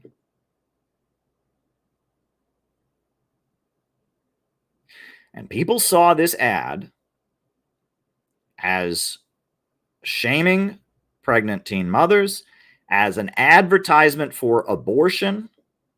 And, you know, the kid has curly hair, and they were careful not to make the kid look black, but you can kind of see they were hinting at it. This is a Malthusian ad. It is an absolutely Malthusian ad. Absolutely. And there are many stories of, you know, pregnant teen mothers, or, you know, or mothers of recently born children who are teen breaking down and crying when they looked at the ad. It is absolutely racist. Bloomberg is a Malthusian. He thinks there are too many people in this world. And he put this ad in the subways, and people don't bring it up. People pretend, they just sweep it under the rug, but it's true. It is absolutely true. It is absolutely true. And make no question about it. All right. The fact that he used taxpayer money to put that Malthusian racist advertisement, basically calling for black children to be aborted. That's basically what that ad says, right? It says, oh, are you an African-American woman who is pregnant at a young age? Abort your child, right? That's what that ad is. That's been swept under the rug. But who is paying for the New America Foundation? Bloomberg Philanthropies. Bloomberg Philanthropies is paying for it. I'm telling you, I know what I'm talking about here. the degrowth faction, the Kamala Harris faction, they are at war with the lower level capitalists, right? I'm actually going to put this on the screen. I sent this to a friend. You know, thank God for my friends. And my friends who are watching tonight, thank God for you. Thank God for you, because I need people to consult with. Everyone is a product of the people they spend time with. So on the one hand, if you're spending time with people that are no good, that's not good for you. But on the other hand, let me add, if you're like me and you have like great people in your life you can consult with, shout out to those people. You know who you are. You are a very lucky man. You are a very lucky person. And I want to put this quote on the screen because I want you to understand this. I want to put this quote on the screen here. Right? This is a moment every so often when you hear Democrats ranting against Republicans. They tell you what it's really about. Okay? And this is an old statement. This came out around the Bush years. This is not a new statement. But do you guys remember Garrison Keillor? Garrison Keillor was this radio host. He was on National Public Radio. From Lake Wobegon. It was the day of the jamboree in Lake Wobegon. And all the people, you know, he had this radio program, the Prairie Home Companion. He was this liberal talk show host, liberal thinker from, I think he was from Wisconsin or Minnesota or someplace like that. And he talked about small town life in this voice. And he was just so folksy. Well, anyway, he wrote a book around the time Barack Obama got elected president. And in this book that he wrote, he explained what he thought of the Republican Party. And I will just put this on the screen. I wasn't a very big fan of the Republican Party in those years either. There's plenty, even now, that you can criticize. The Republican Party is awful in a lot of ways. But this is what he wrote. It's very honest. The party of Lincoln and Liberty has transmogrified into the party of hairy-back swamp developers and corporate shills, faith-based economists, fundamentalist bullies with Bibles, Christians of convenience, freelance racists, misanthropic frat boys, shrieking midgets of AM radio, tax cheats, nihilists in golf pants, brown shirts in pinstripes, sweatshop tycoons, hacks, fakers, aggressive dorks, Lamborghini libertarians, the people who believe Neil Armstrong's moonwalk was filmed in Roswell, New Mexico, little honkers out to diminish the rest of us, Newt's evil spawn and their etch-a-sketch president, a dull, rigid man suspicious of the free flow of information and secular institutions, whose philosophy is a jumble of badly sutured body parts trying to walk. Republicans, the number one reason the rest of the world thinks we're deaf, dumb, and dangerous. Now, what is he talking about there? Now, put the religious part aside about the bullies with Bibles and put all that aside. Hairy-back swamp developers. What does that refer to? It refers to real estate salesmen, but not good ones, right? You're not talking about like huge real estate owners. You're talking about low-level real estate capitalists.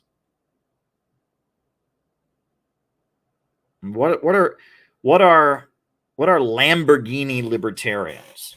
Again, those are wealthy people who have a free market perspective, lower level capitalists who go to the golf, nihilists in golf pants, right? People who have kind of a libertarian perspective, own their own business, go to the country club and play golf and want to make lots of money, right? What are people who believe Neil Armstrong's moonwalk was filmed in Roswell? People who question events like 9/11. People who think that, that chemical weapons attacks the UN promotes in order to get us into wars maybe didn't happen, right? What do you call people suspicious of the free flow of information? Maybe people who think social media is rigged. Maybe people who think that the Twitter files are true. Now, all of this was written before things developed. This is a very old quote, right? And some of this I can agree with, right? About bullies with Bibles, Christians of convenience, freelance racists. Sure, I can agree with some of that. But this is an interesting one. Tax cheats. Who writes the tax laws? The richest of the rich pay no taxes. But who goes to jail for tax fraud? Who gets prosecuted for tax fraud? Who does the government go after and audit? Who did they hire all these thousands of IRS agents to go after? What's going on there? Right? I mean, if you read this quote, what Garrison Keillor from small town Wisconsin, Lake Wobegon. What he's saying here is that these are sloppy lower level capitalists. And what does he say? The number one reason the rest of the world thinks we're deaf, dumb, and dangerous. They're not making the rest of the world like the United States. They're not thinking in terms of the global imperialist economic order. They're not strategically making sure that Wall Street can dominate the planet. They just want to make money. The Lamborghini libertarians, the nihilists in golf pants, the hairy-back swamp developers, they just want to make money. They're not on board with maintaining a global system in the name of social justice. This is the division in our ruling class. There are those brought to us by National Public Radio and the Ford Foundation and ExxonMobil and the Rockefeller think tanks to run a rigid, controlled society to reduce the population, to stabilize things, and to go after Russia and go after Iran and go after Venezuela and go after Cuba and go after China and preserve their open international system. There is the Anne Marie Slaughter Aquarian conspiracy faction that wants global permanent revolution so that they can stay at the top. And there are those of us who believe in growth, who believe in innovation, who believe in human beings' creative power and think that our kids should have a better life than we have. Our kids should have more economic opportunity, that it's better if people live longer. It's better if the population rises. It's better if, we have a more comfortable life and people's income goes up. There are those of us who think it would be better if we traded with Russia and China and joined and maybe followed some of their policies so that we could become a more prosperous country just like them. There's some of us who think that, we ought to have a government that rules in the interest of the American people, of the American economy, that sees that Americans' income increases, sees that American people have more comfortable lives, get higher pay, get more economic opportunity, have paved roads in their neighborhoods, have power plants and schools and hospitals, that we don't spend billions of dollars to send weapons to Ukraine or Israel to bomb and murder people and have a confrontation. Instead, we spend money on high-speed railway and fusion energy research and pave roads.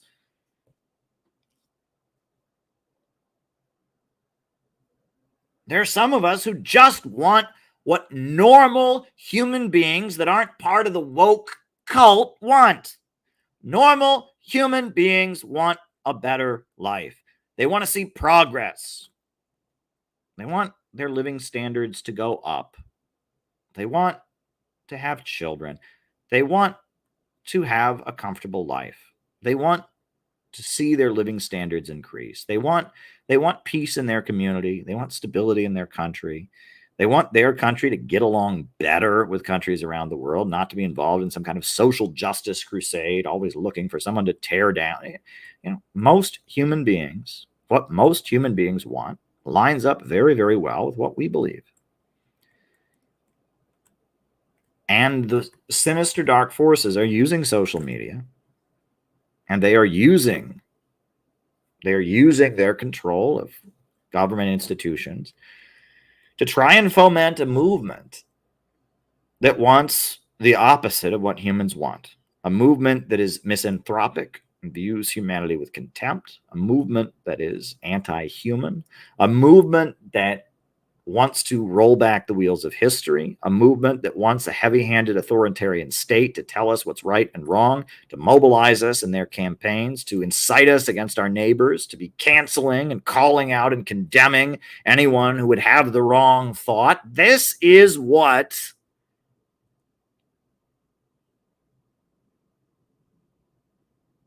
they are trying to do. And they are creating this Aquarian conspiracy, this fascist movement, in order to force the low-wage police state down our throats and march us into World War III to save their system. And those of us who don't want that,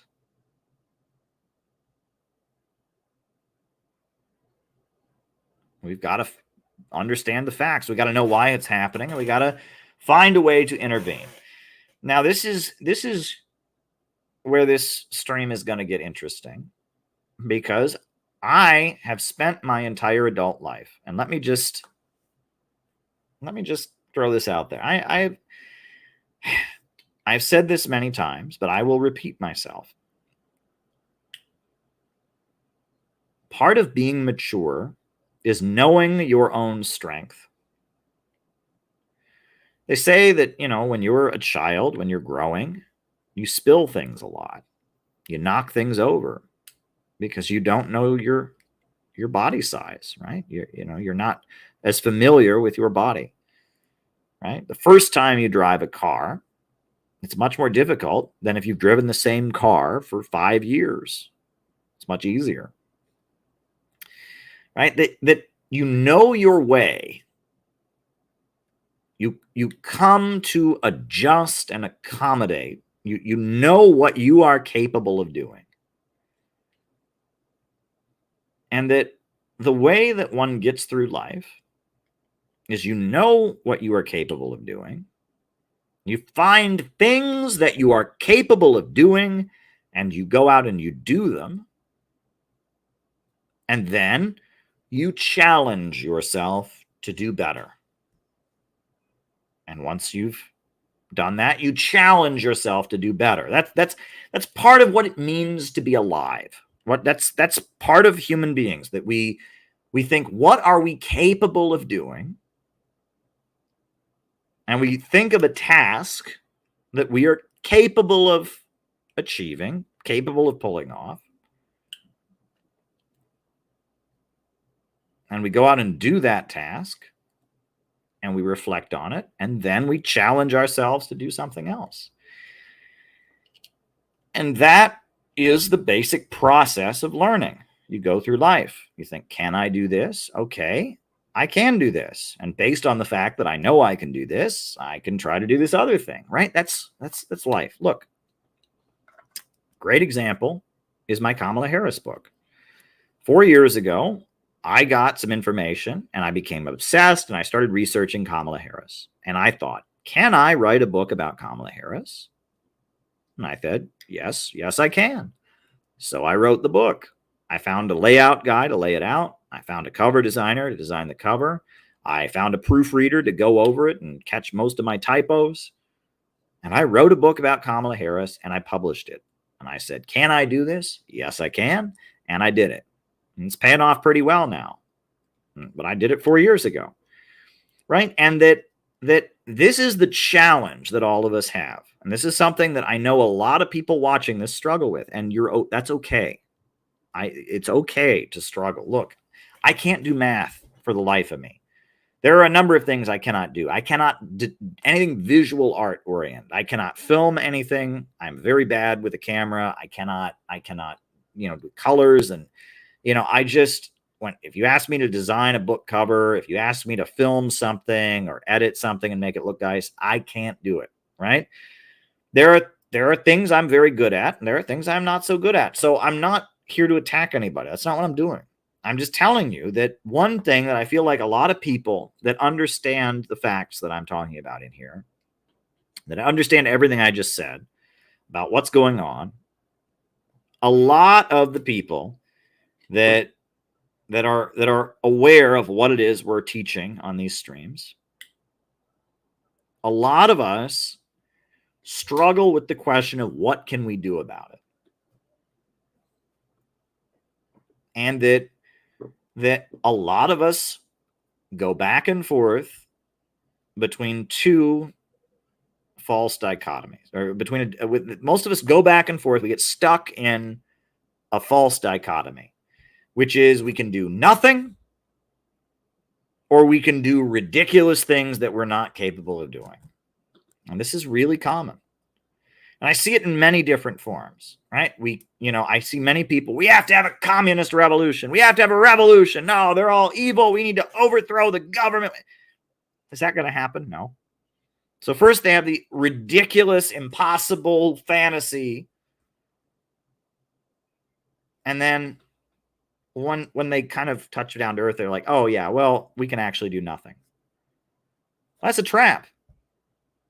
Right? If all you aspire to do are crazy, insane, impossible things, you're just eventually going to come back to doing nothing. And that's a trap. And I see many examples of this. Look, the Party of Socialism and Liberation, their platform is a great example of this. You go and read their platform. It is 1, crazy shit that's never going to happen, and 2, the Joe Biden platform, or I guess the Kamala Harris platform. Right? On the one hand, they advocate, Maoist worker cooperative, abolish this, abolish that. And then they advocate a bunch of things that Joe Biden advocates, including ripping apart the power grid to implement degrowth, et cetera. Right? And there's many examples of this. But I see this everywhere, right? There's people I know. I say to them, hey, CPI, we're having a weekend. We're doing this. Oh, I can't come to that. Why not? Well, someday I'm going to run for president. And if people see that I was at a CPI event, then they might not vote for me. I'm just like, dude, you're nowhere near running for president. All right. And I see this. People, they have a completely unrealistic aspiration on the one hand, and on the other hand, it just leads to and do nothing, right? And this is a trap people fall into. What CPI has always been about is about me sitting here as Caleb Maupin, journalist and political analyst, guy who has a good paying job, who lives in New York City, who is an anti-imperialist, saying, what can I do? What can I, as somebody with some resources, as somebody with anti-imperialist beliefs, as somebody that a handful of people listen to on the internet, what can I do to change the world? What can I do? And I know the answer ain't nothing. And I know the answer ain't, lead a revolution, blah, blah, blah, right? I know I'm never going to be elected to public office. Well, who knows? Things could change, but unless things in this country really change, I will probably never be elected to public office. I know that there are some things I am capable of doing, and there are some things I am not capable of doing. And so I formed the Center for Political Innovation to think of things that me and a group of people could do and do them. And so far, we've been amazingly successful. And the process of us doing things has been, we do something and we come back and we assess it and we say, what did we do right? What did we do wrong? What can we learn from that? And then from there, we go and do something else. And we have had a number of great achievements, and we have created a network of people that want to do these things. And it's about creativity. It's about wanting to spread the truth as we understand it. Belief in human progress, belief in economic development, belief in innovationism, belief in anti-imperialism. That's what it's about. And we do things, and we learn from what we did, and we go back and we do more things.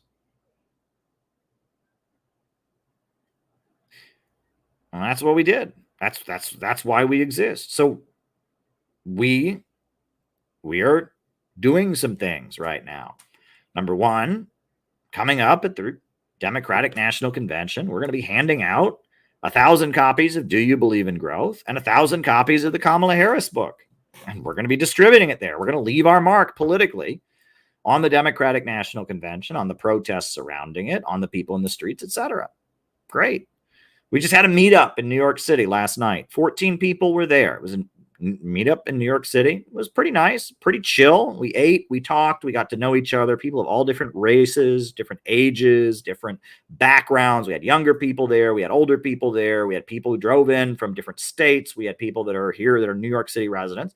It was a great meet and greet. We didn't have intense conversations, but I pitched an idea for something that I'd like to do in the coming months that I think could make a big difference, that people in New York City are going to do. I'm not saying too much about it. It's not that big of a deal, and it's not something that's going to change the course of human history, but something I think is realistic that those of us in the New York City area could come together and do and could have an impact. And we're going to have an impact on the Democratic National Convention by distributing our flyers.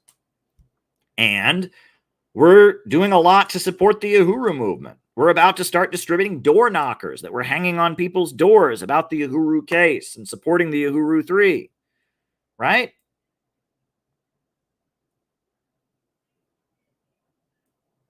Like, we're sitting there going, what can we actually do to change the course of world events? What can we actually do to try and promote anti-imperialism?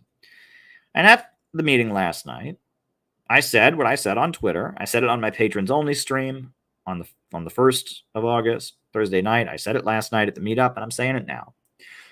I predict 3 possible outcomes for the upcoming election. First outcome, worst case scenario, Kamala Harris wins. And after she wins, there's a lot of unrest and anger among the public. And there's protests, and there's probably a lot of provocateur activities. And then they use that to crack down on dissent of all kinds. That's the first solution. That's the first outcome. That's the worst possible scenario. Kamala wins. Trumpers go out and protest. There's a lot of false flags like January 6th and all of that. And then they come down hard on all of us. I'm sure they'd say it was all a big foreign conspiracy from Russia and Iran and China and North Korea and whatever. And they imprison all kinds of dissident. And we don't want that to happen. That's worst case scenario. Second case scenario, which is the most likely, this is what I think is most likely to happen, is that Donald Trump will win the election. And as he is winning and after he wins, the establishment will amp up the bad things about Donald Trump. As he's winning, riding a wave of populism and anti-establishment sentiment, the government will amp up the hatred for China. It'll amp up the pro-Israel, anti-Iran, anti-Palestinian sentiments. It'll amp up the Blue Lives Matter and police state and cop, stuff about Trumpism. It'll amp up the calls for mass deportations, etc. And that as Trump's winning, the ruling class will, at least a big section of it will say, hey, he's going to win anyway, so let's try to nudge this in as bad of a direction as possible. I think that's the most likely thing that will happen. But there is a third scenario, which is the best possible outcome, which is that Donald Trump wins, but he wins in a position of being in opposition to the bulk of his own class.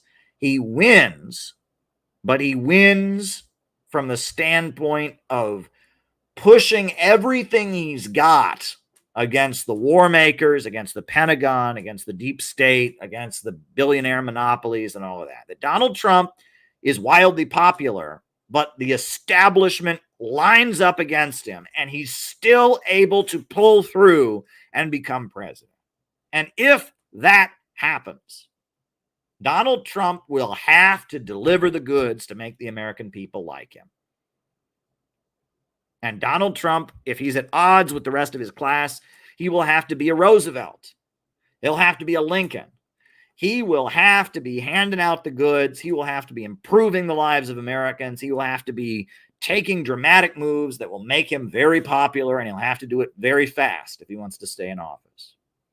And that would be the ideal outcome of this election, is that Donald Trump finds himself at odds with the bulk of his own class, with the bulk of the millionaires and billionaires that run this country, with the bulk of the American deep state and the establishment, but he still pulls through. And in order to maintain any power, he becomes some kind of American Juan Perón. He becomes a Huey Long. He becomes some kind of genuinely populist leader in order to stay in power. You know, now,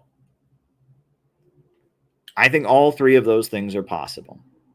I think number one is our worst nightmare. Number two is the most likely, and number three is the ideal outcome. But I think in all of those circumstances, what we do now is so important.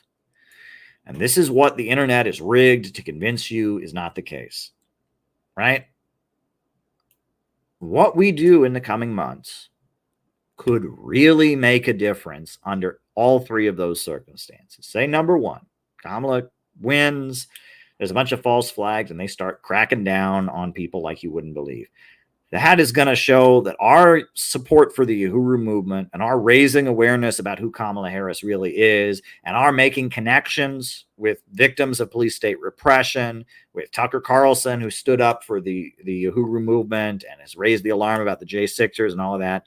Under those circumstances, it's going to be very important that we've laid the groundwork of making allies among the people who will be repressed, of connecting people with each other, connecting people from different political circles who understand what's going on. Under those circumstances, it's going to be really important how many friends we have, how many people we can call, how many alliances, etc. Under those circumstances, it's going to be very, very important. That's number one. Number two, all right, the most likely scenario is Trump wins, and after he wins, all the bad stuff about Trump gets amped up.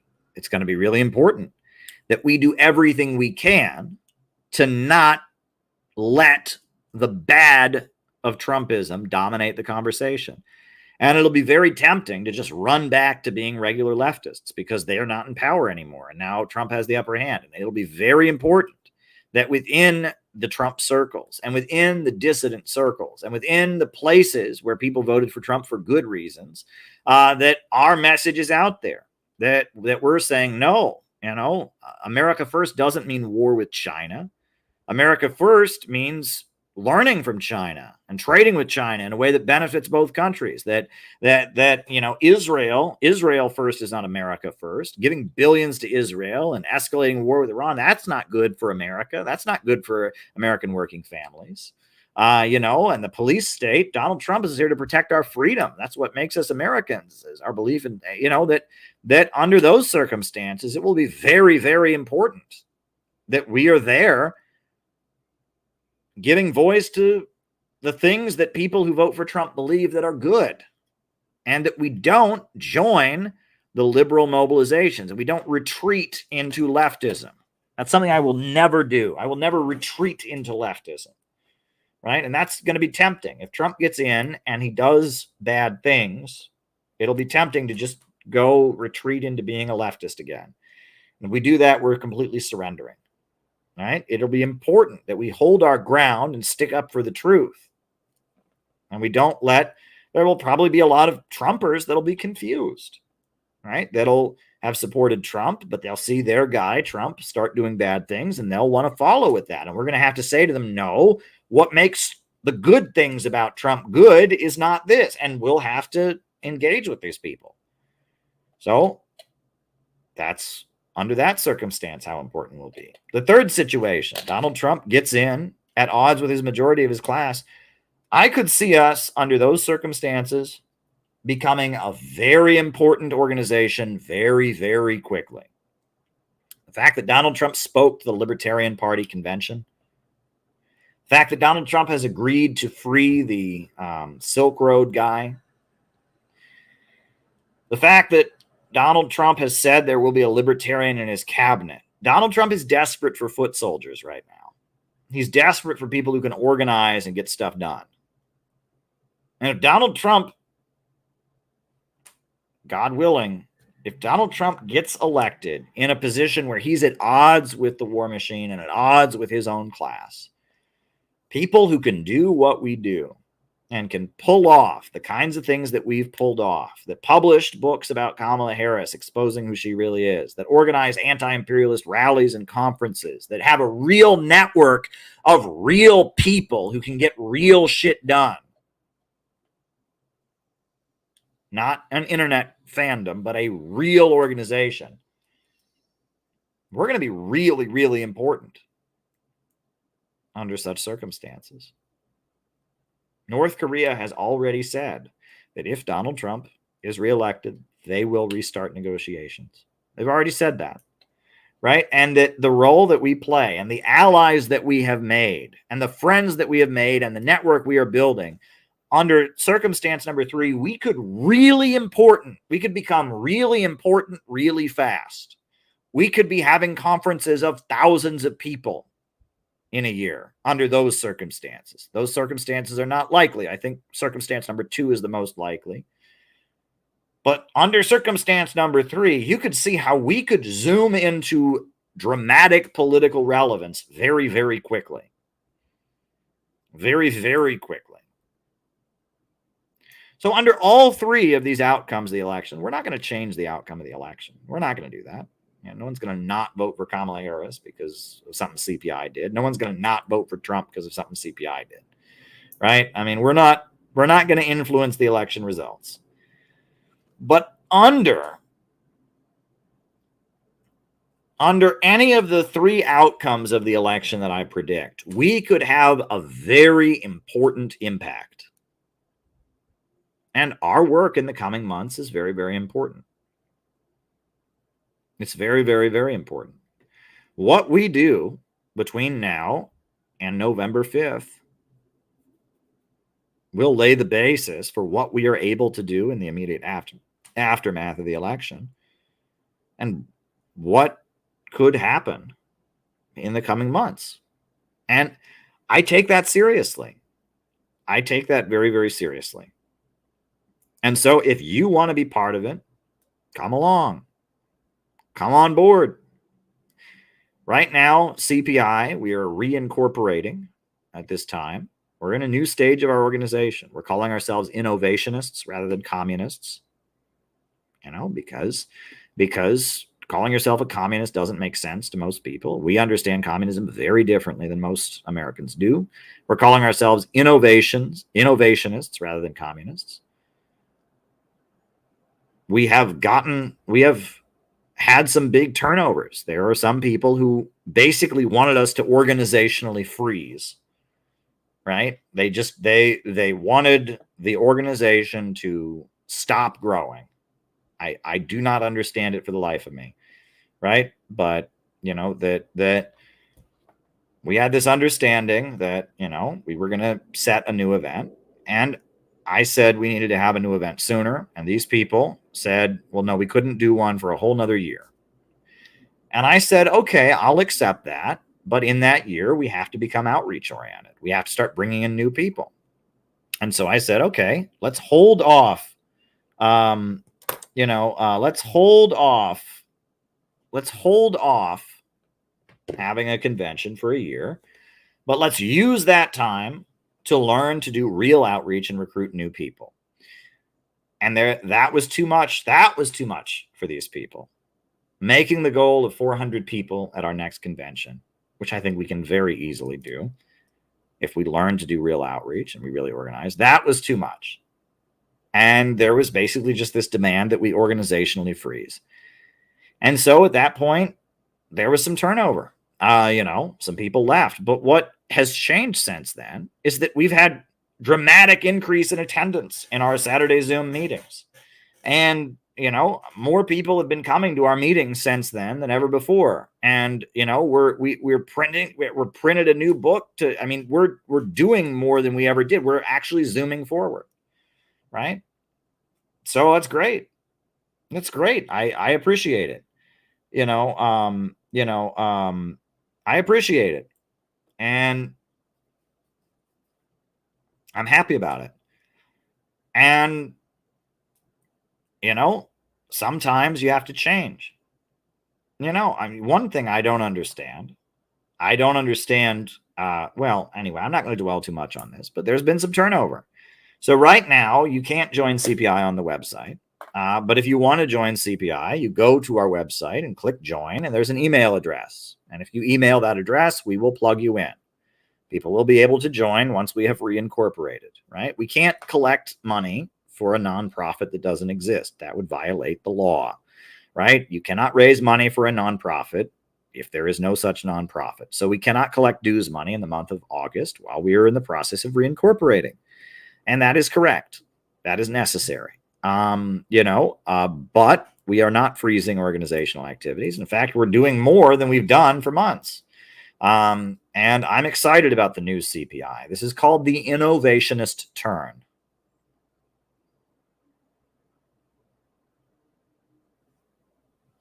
That is what this is called, the innovationist turn. And part of it is a dramatic turn away from social media. And it's weird how so many things happen at once. And I am perplexed by this. I don't want to be conspiratorial. I want to look at it in a spiritual sense. That's what I want to look at it in. I feel like spirituality can be like tectonic plates, right? If you're from California, there's a fault line there, and when the ground shakes, everything shakes, right? Not just the ground, but the buildings, the cars, when there's an earthquake, everything shakes. Those plates may be down below the earth, but when they break, when they shake, everything shakes. And I feel like in a spiritual sense, when you talk about spiritual forces, it can be like that. Something changes in this spiritual plane. Something changes in spirit world. And a whole bunch of things shake in our world. Because everything that happened all of a sudden. Donald Trump got shot at. People in our organization left and pooped in our bed before they left in a very sloppy way. And suddenly we were re-energized as a group. Another organization that we've worked with in the past experienced a huge amount of drama and all kinds of obnoxious drama trying to draw me into that and trying to connect me to that has taken place. Kamala Harris got the nomination and my book got banned from Amazon. And there was a huge amount of outcry about that censorship, and I've sold almost 2,000 copies of my book since that time. And people are buying my book as we speak. And I'm getting a huge amount of attention for my analysis of Kamala Harris from 4 years ago. A lot of things happened all at once. And I don't think these things are necessarily connected to each other, right? Donald Trump getting shot in the ear, people wrecking our organization, drama related to other organizations and other people that unfortunately are adjacent to us, whatever. Right? My book getting a huge amount of attention all of a sudden after it's been banned from Amazon. I don't think all these things are necessarily connected. You don't want to be you don't want to be insane. You don't want to see connections that are not there. Right? But a lot of things happened at once, and I kind of saw it coming. I made a Facebook post about it. It's weird. Before most of this happened, I could sense it. This is so weird. I will read you a Facebook post, and I'll read you the time and date on the Facebook post, and make of this what you will. Right? I mean, some things are very weird. I did not know how right I was. Okay. This is eerie, but I will read you. I think I tweeted it out too, but maybe you can find it on Twitter. I will read you what I posted and when I posted it. Because it's pretty weird. But let me pull it up. Right. And again, date. Look at the date on this. I mean, this is pretty damn weird, but I mean, just scrolling past all the posts about my book getting banned, past everything, just scrolling backwards before any of this happened. Scrolling. So many posts to scroll back, just scrolling back. I will read you what I wrote. This is July 19th. The universe is in one of those moments of titanic shift. A lot is happening beneath the surface, some big, some you don't even know about yet. But everything is changing at once, and we are all spiritually connected, whether we realize it or not. I said that on July 19th at 8:01 p.m. And that was before my Kamala Harris book was banned, before a lot of the drama related to some other stuff became public, before, Donald Trump had already gotten shot in the ear. That happened on the 13th. But yeah, I said this. I will cut and paste it, right? The universe is in one of those big moments of titanic shift. A lot is happening beneath the surface. Some big, some you don't even know about yet. But everything is changing at once because we are all spiritually connected, whether we realize it or not. July 19th, 8:01 p.m. I said that. Let me find the tweet. I think I even tweeted it. I said that. That's eerie. That is certainly eerie because I had no idea. I had no idea what was going to happen with my book, what was going to happen with Kamala, how these people would poop in our bed before they left, the other stuff I don't even want to get into related to other organizations and stuff. I had no idea about any of that. But it all happened, right? I wrote that on July 19th. July 21st, Biden dropped out of the race. July 22nd, Kamala was proclaimed the nominee, and my book got banned from Amazon. I found out a lot of the wrecking we faced as CPI. I just found that out 2 or 3 days ago. I think maybe even earlier, maybe 5 days ago. I didn't even know how right I was when I said that, but I said it. You can look at the date of this tweet. I can't go back in time and change what I tweeted. It's eerie. It's very, very eerie, but it shows that, again, I could sense something. I'm not clairvoyant. I'm not, I don't claim to be able to predict the future. I knew something was happening. I knew a number of big things were happening all at once. I saw what had happened to Trump. I saw some other things, and I sensed it. I got that electrical feeling, and I said something big is happening. And I was more right than I could have ever imagined. I'm scrolling backwards on Twitter right now, going to find you the tweet that I made of this, because I want this to be on the record. I think this is a very eerie coincidence that I said that when I said it. I said that back on July 19th. So I'm just scrolling backwards and finding the quote, finding it because I want to put the tweet in the chat. But look, we are the cutting edge. No one's doing what we are doing. No one's doing what we're doing. And yeah. I'm scrolling backwards. Oh, how's everybody doing? I should take a look at the chat. Scrolling backwards. Right? It's electric. Boogie, woogie, woogie. There you go. Bum, bum, bum. All righty. But yes, we are the cutting edge. No one does what we are doing. And I just want to throw this out there, right? One thing that I have made clear I will never do.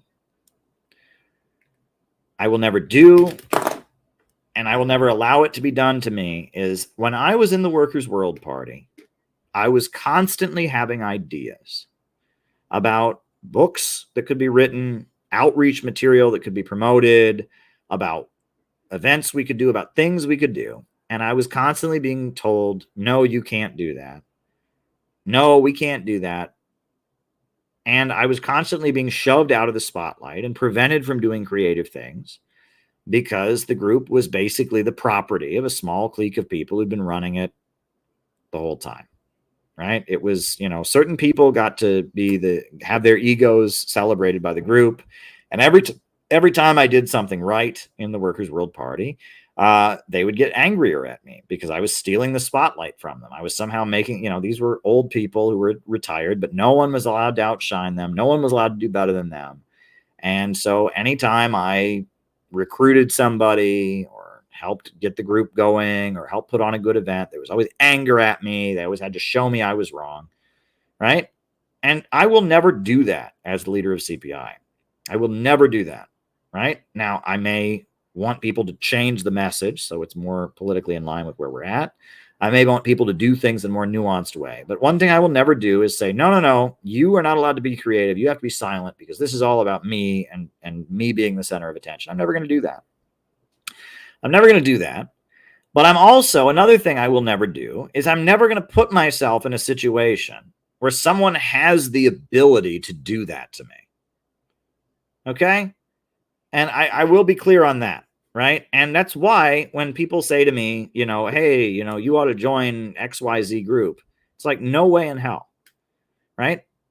I'm sorry, but I am not going to put myself in a situation where all the important creative work that CPI does has to be put on hold so that we can get, you know, permission from the executive committee of the third branch of the meeting. You know, oh, no. Before you can do that live stream, Caleb, you need to call up the party live streaming committee, and you need to argue that what you're doing is in line with the party's democratic centralist position. That's not going to happen. No, I'm not going to do that. Not playing that game. Not going to do it. Right? Our work that we're doing is way too important to leave it up to some self-important person in some tiny little political fringe group to determine that it's okay for us to do it. Not going to do it. Not going to do it. Democratic centralism. Let me just put this out there. Democratic centralism, when it was originally developed, was a way of making the great leaders of the Bolshevik movement, the great leaders of Marxism in Russia, more effective by combining their strength. Here we go. Here's the tweet. July 19th. I told you what a big moment we're in, right? You know, when Lenin formed the Party of New Type,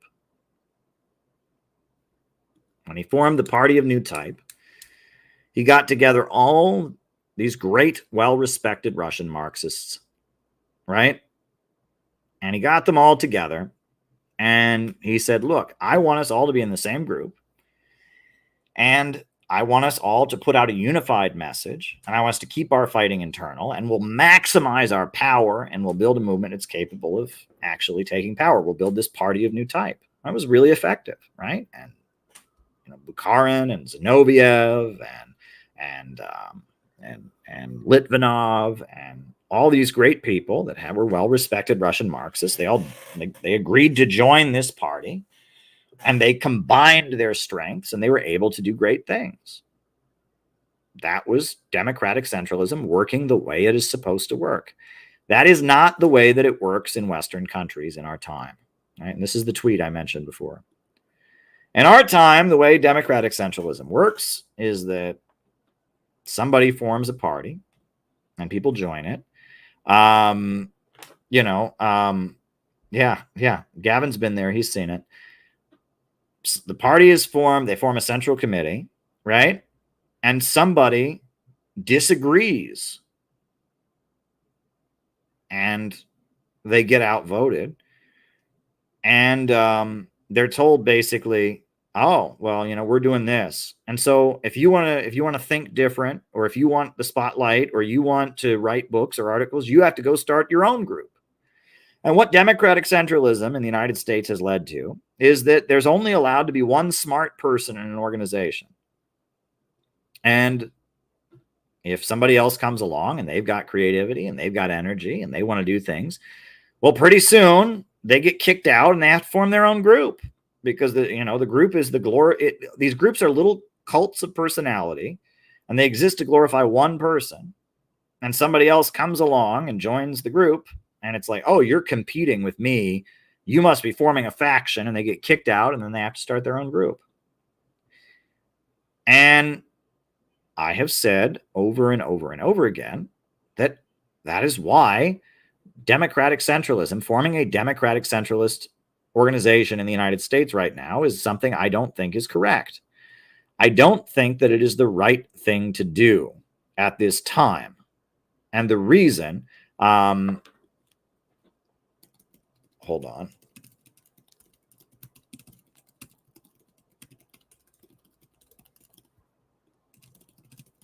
And the reason it's not the right thing to do at this time is because it just leads to more fracturing. CPI, our policy has always been that you can be in CPI and be a member of any other group. We don't care. You can be a member of the Democratic Party, the Republican Party, the Forward Party, any of the communist groups. We don't care, right? CPI is not a political party. CPI exists to get a job done. If you want to help CPI get the job done, if you have ideas that you want CPI to do and you want to put the energy in, CPI exists to get some shit done. Right? That's why it exists, to get some shit done. And if you want to help get shit done with CPI and you have some ideas of some shit you could get done with CPI, come along board, right? And if you don't want to be part of it, don't come along. That's always been our policy, and that's how we've been able to do the shit that we're doing. And it's because we just do it. We might disagree here and there, but ultimately we exist in order to carry out a function, in order to get things done.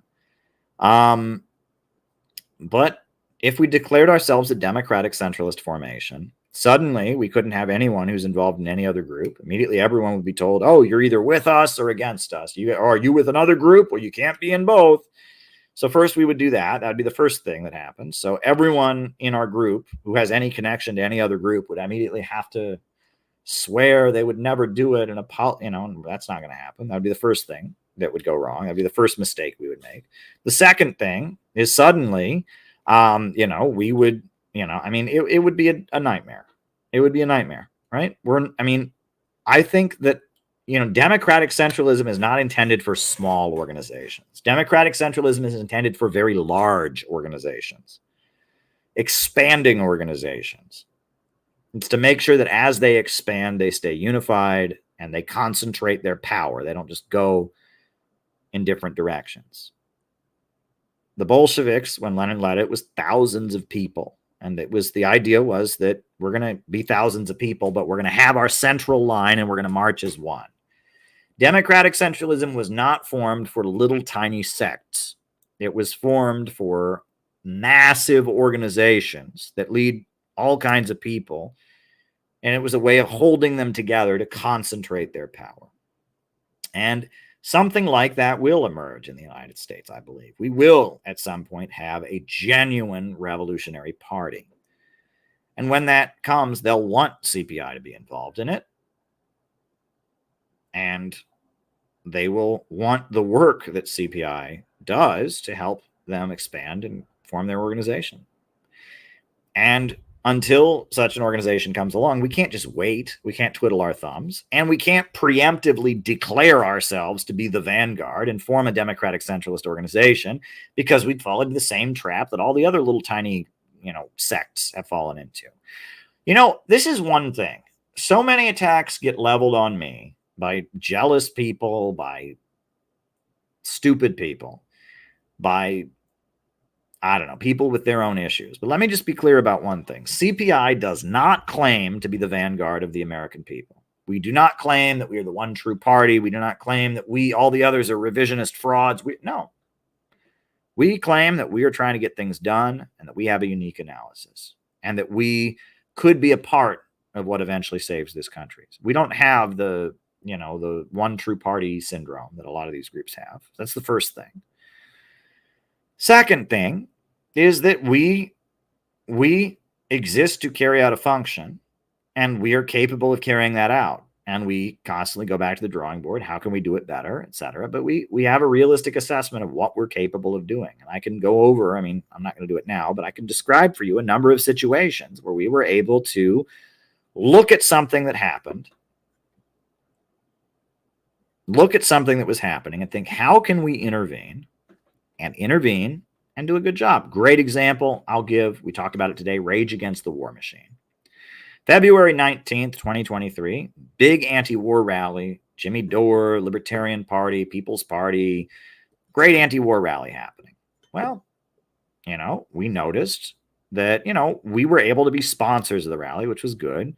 We wanted to have a speaker on the main stage, but that wasn't going to work out for a number of reasons. But we noticed that our friend Scott Ritter was pushed out of the rally because of some obnoxious internet cancel culture, et cetera. He was pushed out. So what did we do? We rented a hotel near the rally, and we had an event for Scott Ritter. We had an event where Scott Ritter was the speaker, and we went to the rally, and we had free food at the event. We had the event catered with free food because we had the money for it. And we sent our members to the rally, and they handed out leaflets, come see Scott Ritter after the rally and get some free food. And we filled up that hotel ballroom with at least 160, some people say as many as 200 people. And we were able to give Scott Ritter a platform, and we had an amazing anti-imperialist mega rally after the Rage Against the War Machine rally. That was a successful intervention. That was something we could do. We saw the Rage Against the War Machine rally. We saw what money we had, and we intervened.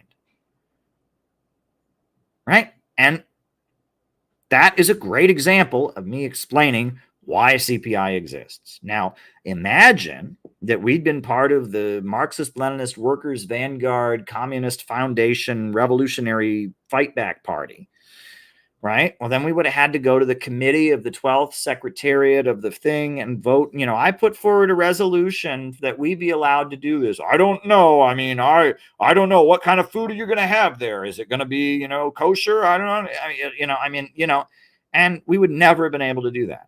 I can just guarantee you, I'm not going to name names, but I have been in a number of groups. I have known people that are in a number of groups. And if we were part of one of these democratic, centralist, Marxist-Leninist groups, we would never have been able to do that, right? And if we weren't aware of our own size, we would never have been able to do that, right? We realized that our strength was not to the point that we'd be able to get on the main stage, unfortunately, just because of circumstances. But we realized that our strength was such, right, that we were able to have a reception afterwards, right? And so we did it. And that's why CPI exists, and that's why I will never give up CPI. And that's why CPI is 1,000 more times more valuable than some of these internet clubs, right? We intervened, and we did an amazing thing for Scott Ritter. We did an amazing thing for our organization. We had an amazing event. An amazing, right? We had an amazing event, and no one stopped us. Nobody was able to stop us. That's the important thing. And everybody in the world wants to stop us. And I'll just be honest with you about that. There are a lot of people who just want to stop us. I don't know why. We're not trying to stop them. You know, we are not trying to stop them. But there's a lot of people that in their minds, stopping us is what they want to do. I don't understand it for the life of me. But that is the way certain people exist. I don't get it. But it is in their minds. Stopping CPI is what needs to happen.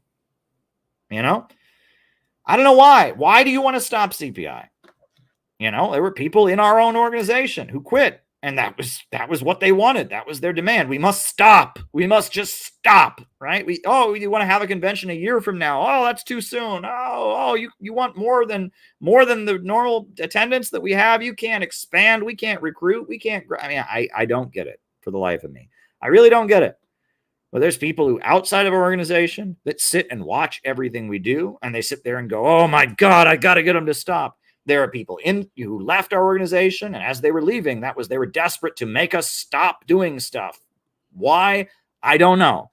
Right? There are people in organizations that claim to agree with everything, that the organizations that blatantly copy what we do. They don't even know what the fuck they're doing. They listen to us, and then they think, how can we do it and exclude CPI, right? And and they blatantly copy what we do. But in the process of doing that, they are determined to make us stop. I do not understand it for the life of me. There are so many people who want us to stop doing shit. We ain't going to stop doing shit. And we are not going to stop doing shit because we are capable of doing really beautiful things. Here's a great example of something really beautiful that we can do. Ideas are great, but the reason that the Center for Political Innovation exists is to put on events like this, to give a platform to ideas we don't widely hear in the United States, to educate people about anti-imperialism and socialism. And that is why it is really an honor tonight to bring forward our guest of honor, a real hero, someone who deserves to be heard from the heavens. Everyone should hear what this man has to say. Scott Ritter is here. Scott Ritter is here. We are proud that Scott Ritter is here. This is a hero. This is a hero right here.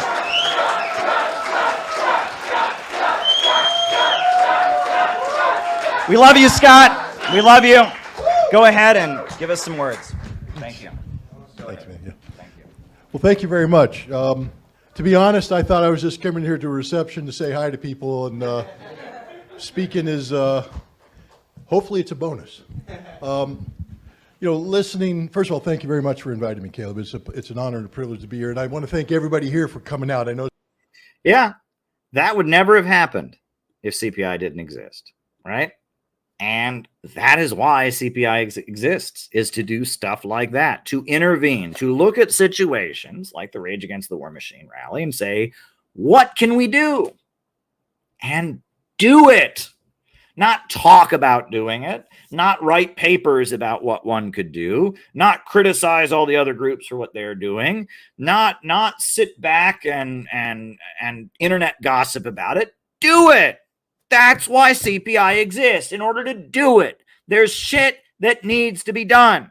There are situations where those of us who believe in anti-imperialism must intervene. That is why CPI exists. That's why we exist. That is the purpose of our organization, is to get shit done for anti-imperialism, to advocate for a government of action that fights for working families. That's why we exist.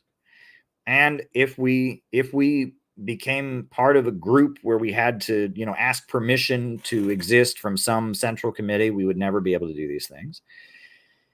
And people that are infatuated with internet clubs and, internet fandoms, they don't understand this.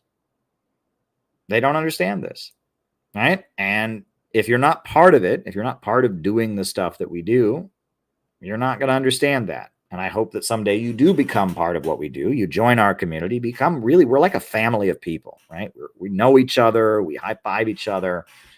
There's a real love that bonds us to each other. And we're there for each other. And we have morning messages every morning, right? I started out with a reminder about that. We'll put that on again, right? We have morning messages every morning, right? To plug people in. Go and, listen to the morning messages. Every morning we do them, right? To enable our members to start their day with revolutionary hope and optimism, right? We have our morning messages. We got one queued up for tomorrow. You can submit a morning message to support other members of the group. We've got this new link that we've created, where you can submit a morning message. It's very easy. Just take out your phone, film yourself, and send us the file at this link. Right? Very easy. Submit a morning message. But CPI exists so that we can support each other. Right? And so that we can get the job done. That's why CPI exists. Right? CPI exists because there's a job that desperately needs to be done, and we're doing it. And we're supporting each other while we do it. And that's why CPI exists. Right? That's why CPI exists. And CPI is not going to stop existing. It's not going to stop existing because somebody's tired. It's not going to stop existing because somebody on the internet thinks they're better than us. It's not going to stop existing because somebody's mad at somebody. It's not going to stop existing. We're going to keep doing what we're doing because we have an important role to play. I saw that I could write a book about Kamala Harris. And so we wrote it. And then we saw that it got a lot of attention last week when it got banned. So we saw that we had the resources and we printed 1,000 copies of it, which I'm about to go pick up. And if you want to help us, please, we could use some help with the print costs, right? In order to get it to the DNC, but CPI exists for a reason, to get stuff done. We're actually doing it, and we're guided by ideology as we do it. And we have a clear and coherent message as we do it, but that's why CPI exists. It exists in order to get stuff done. So if you want to help us do stuff, come on board. And if you don't like what we do or you don't want us to do it, just leave us alone. That's one thing I don't understand. I don't go to other people and try to tell them how to do anything, right? I mean, you know, and if you don't like what we're doing, don't participate. Just leave us alone, right? No, it's got a whole new cover that says banned from Amazon on it. It's really, really great. But anyway, folks, that's my opening spiel for tonight. So names and locations, names and locations. I'll start answering questions after this. Names and locations, names and locations. Who is with us tonight? Names and locations, names and locations. Who's with us? Names and so we got Lewis in Seattle, Hugo in the Netherlands. Names and locations, names and locations. Who's with us? Bendigo, Australia, David Fox. Ryan in Kansas City. Lawrence Johnson in Chicago. Bob in Troy, New York. Chris in Queens. JT24 in Mississippi. Jenny in Cincinnati. Carter in Minnesota. Tony in Tasmania. Balthazar in Oakland. Leslie in Queensland. Emperor Penguin in Texas. Yukon. Ian Dawson. Kevin from Oakland. St. David's, Bermuda. Alex in Rochester, New York. Rice from Adelaide, Australia. San Jose. Patrick in Maine. Alex in Brazil. Carolina. Ewa, Stanislawa in Berlin. April and Chris in Salt Lake City. Brad in Cleveland. Dustin Schlesinger. Richard in the United Kingdom. Grange in Oversands, Utah. Conrad in Poland. Jesse in Portland. Peace from South Africa. Denver from Colorado. Mosin from Denver, Colorado. Auckland, New Zealand. Patch in Arizona. Steve and Ann in Ringgold, Georgia. Rice in Adelaide, Australia. Colin in Greensboro. Mariah in North Carolina. Philip in Scoblands, Washington. Vogus in Iowa. Toronto, Canada. Welcome, welcome, welcome. Names and locations. Anybody else? Names and locations. Names and locations. Mr. Wonderful. Quanos, alternately spelled Quanos as in cling. Okay. Is that a Star Trek thing or no? I don't know. All right. Polakda. Polaka.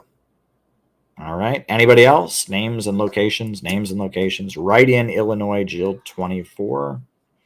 Penny in Minnesota. Welcome, Penny. Good to have you with us.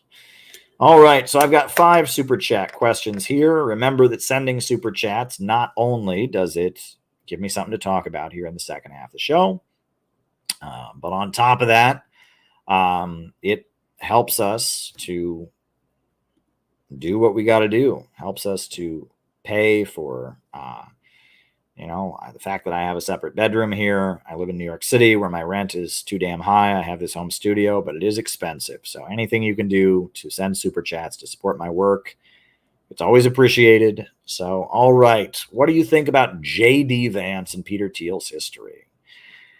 All right. So I think there's something off about both of them. Thiel thinks wokeism is super Christian. All right. Well, I can react to that in 3 parts. So the first part, what do you think of J.D. Vance and Peter Thiel's history? Well, J.D. Vance, he wrote Hillbilly Elegy. He wrote, he went to Harvard, or he's a product of the Ivy League. His book Hillbilly Elegy was widely premiered. I mean, he's very much somebody the establishment has kind of rolled out. He was very anti-Trump for a while, and now he's Trump's VP. I mean, I think he's a right-wing iconic figure. His main thing is kind of a populist appeal to low-income white workers. So that's J.D. Vance. Peter Thiel started PayPal, right? He was one of the founders of PayPal, but he's former CEO of PayPal, and he's conservative. He's like an economic nationalist, right? He's very much a Trump supporter. And he's more like libertarian and more like far right in his views. He's not a mainstream conservative. He's a little bit more far right. People say he's a white supremacist. I don't buy that, but he's more ideologically conservative, right? So that's the first section of the question. Next question, something off about them both. Well, they're both part of the American establishment. Peter Thiel is a billionaire capitalist. J.D. Vance is a product of the Ivy League schools and very much marketed and manufactured. Peter Thiel thinks wokeism is super Christian. That's interesting. The idea that wokeism is Protestant, it's, seeing sin in the world all around you and wanting to oppose it. That's a very common thing. I don't think that's the case. I actually, people compare it to the Salem witch trials. I can see there's an element of that. People telling on each other, right? People being afraid to associate with other people like they might be tainted. I can see there's an element of that, but I don't see Protestant Christianity in it so much. What I see in it is the destructive, toxic side of leftism. That's what I see in it. But that is a common thing that people express. And, maybe, yeah, maybe there you go. I don't know what to say about that. All righty. The difference between a national bank and the Federal Reserve. Well, that is one thing. Look, I love our libertarian friends, but they often say things when they are talking about communism that are just wrong. One thing is that there's a common libertarian meme that has gone around where they talk about, they have the 10-point plan at the end of the Communist Manifesto. And they say, oh, we've implemented all of them. And one of them is a national bank. And they say that's the Federal Reserve. The Federal Reserve is not a national bank. The Federal Reserve is a private bank that is run by private corporations, but it's been set up by the government. And the Federal Reserve strategically lends money to stabilize the economy. And JP Morgan was already doing that on his own.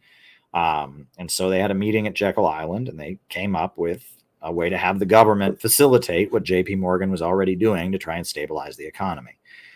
A national bank would be a bank that was under public ownership and lended money as part of a strategic plan to make the country better. The Federal Reserve is not that. The Federal Reserve is an institution kind of created by the state in order to stabilize the economy and to print our money and rip us off.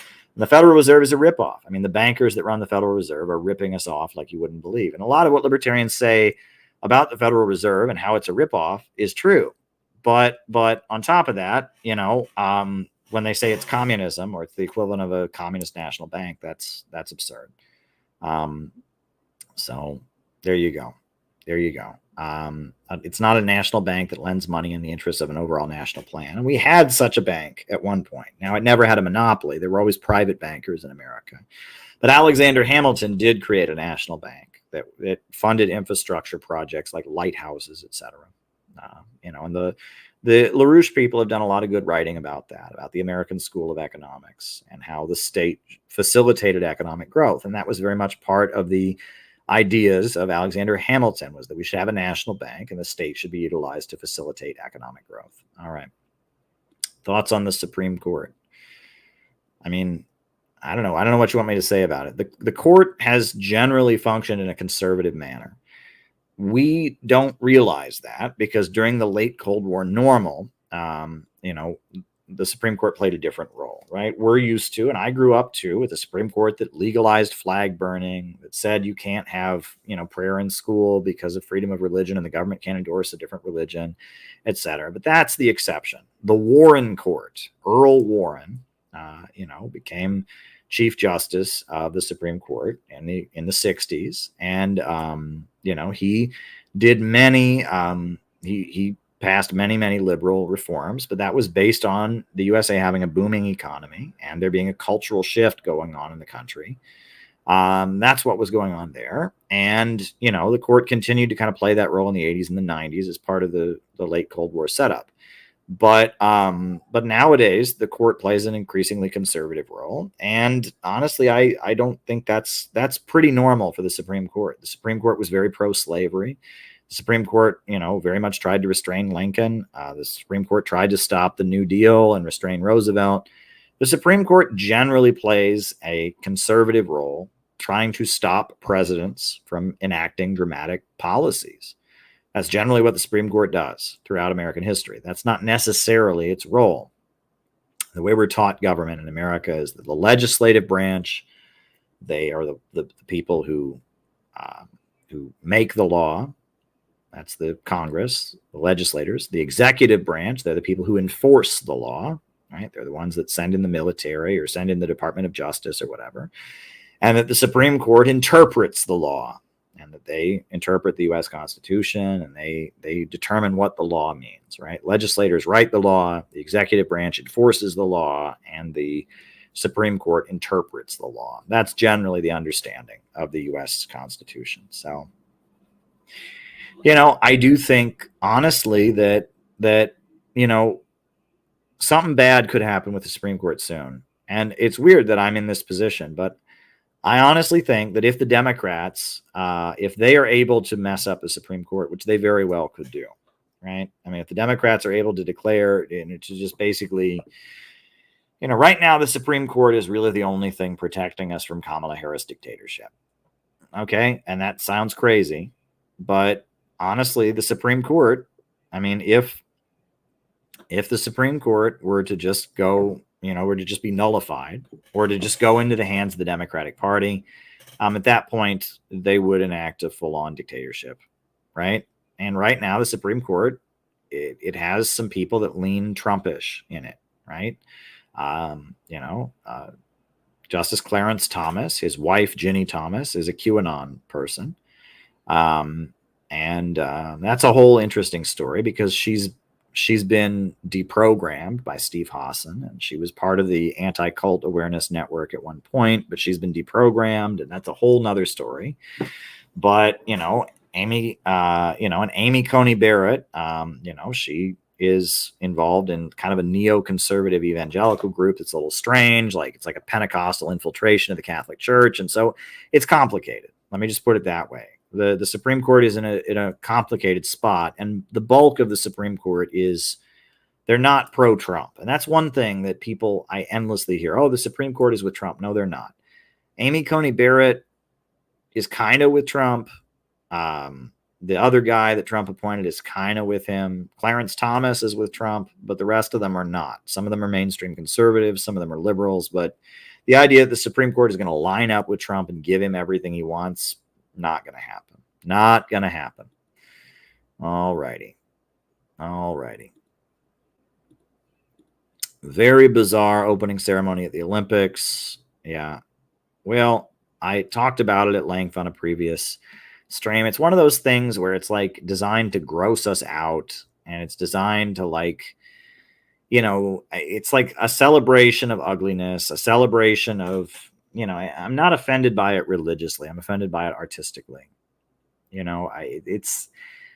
Beauty is hard, and gross is easy. Gross and funny is easy, and beauty is hard. Then you talk about China and World War I.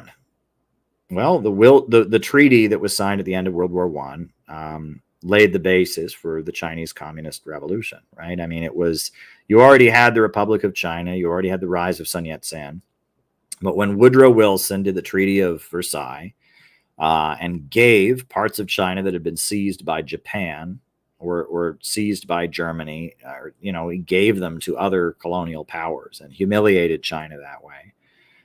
There was a wave of nationalist uprisings in China against the end of World War I, against the Versailles Treaty. And that is a very important aspect of what laid the basis for communism in China. If you read, there's a great biography of Mao, The Morning Deluge, and I have it here somewhere. But in that biography, they talk about, that was how, the Chinese, that's how Mao got going. He was a leader of the May 4th movement. They boycotted Japanese goods, and they led students that protested against Japan and against the United States after China was humiliated at the end of World War I. That's really what laid the basis for the nationalist and communist movement of China, was the May 4th movement. So, yeah, I hope that answers your question. All right. Do you think that what's happening with the riots in England is neoliberalism's logical conclusion into a liberalism? That's very scary. There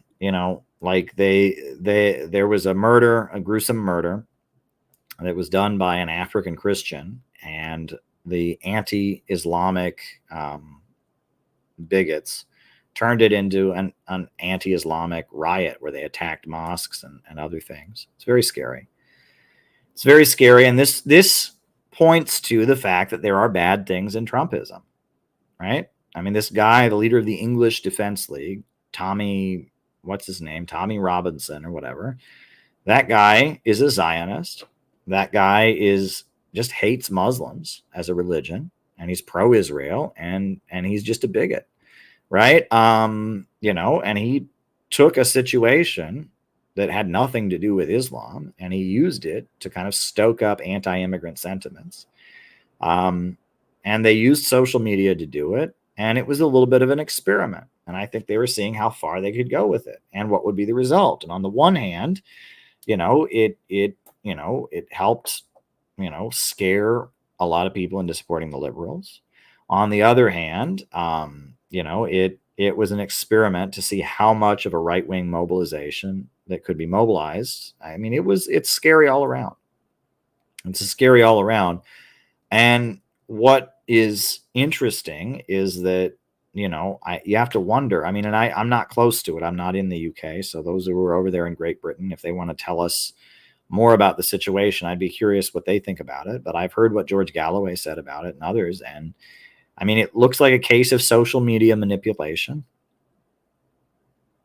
right? That they blamed a name. They had a name of the murderer that wasn't even a name, right? And they were able to blast through social media that this happened.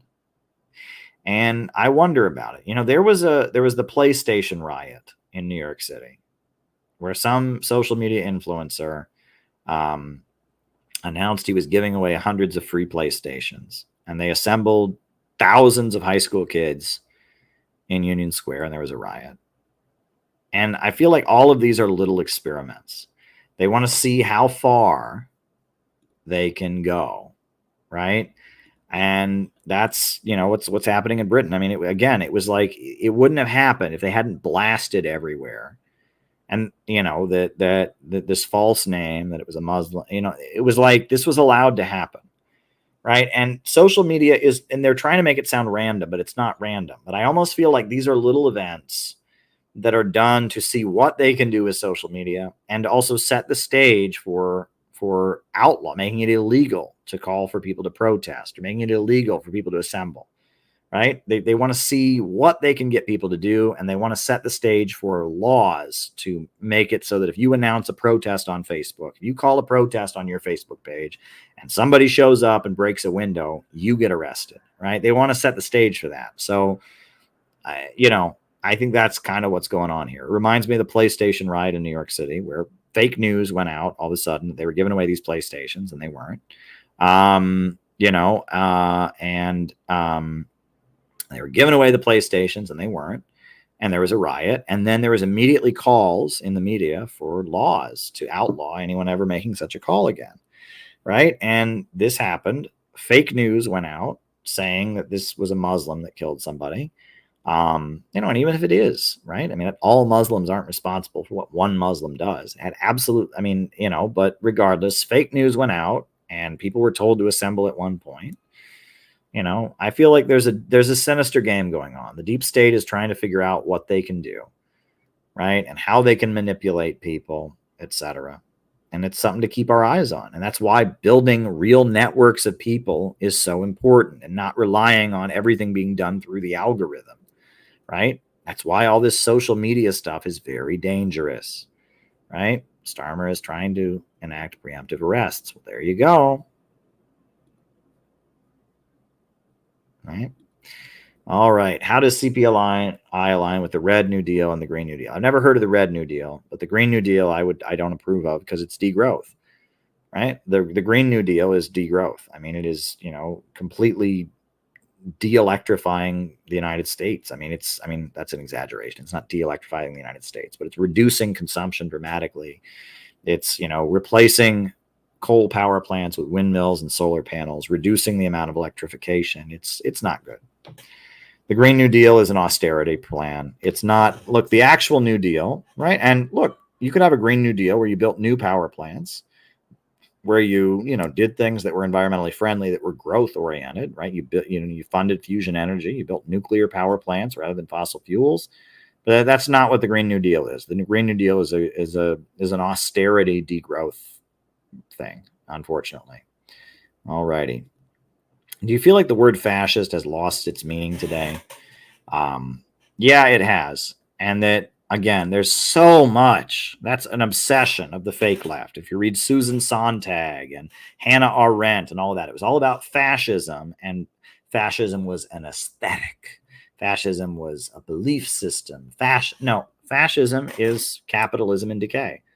And all of that has been lost, right? And there's just so much about fascism is big, mean, scary people, and fascism is the grouping of things. And this is a huge part of the CIA's reinvention of leftism.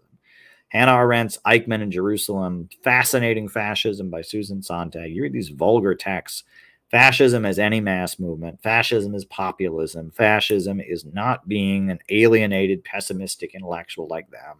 Fascism is these inferior rabble when they get together and demand their rights. And fascism is capitalism in decay. And Marxism was very clear about that until the new left showed up and made it about feelings and aesthetics and emotions and all kinds of stuff. So there you go. All righty. All right. I already talked about the UK riots. Enough not being a destabilizing force for which she wants. DD are not builders. I don't know you're talking about due dissonance. Well, I don't know. I had a good time on their podcast. They seemed friendly. Look, there's a lot of confusion. Dustin, I would encourage you to be patient, right? Because a lot of people are very confused. Look, a lot of the people that are friendly to us now are libertarians. But my tweet that I made about the election, my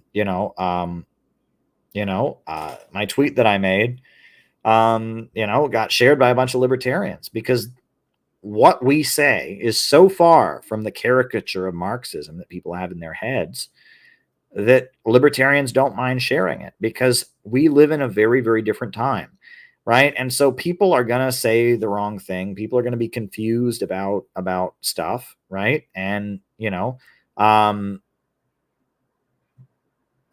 people are confused about these things. So, DD, they may be confused about different things. They gave me a platform.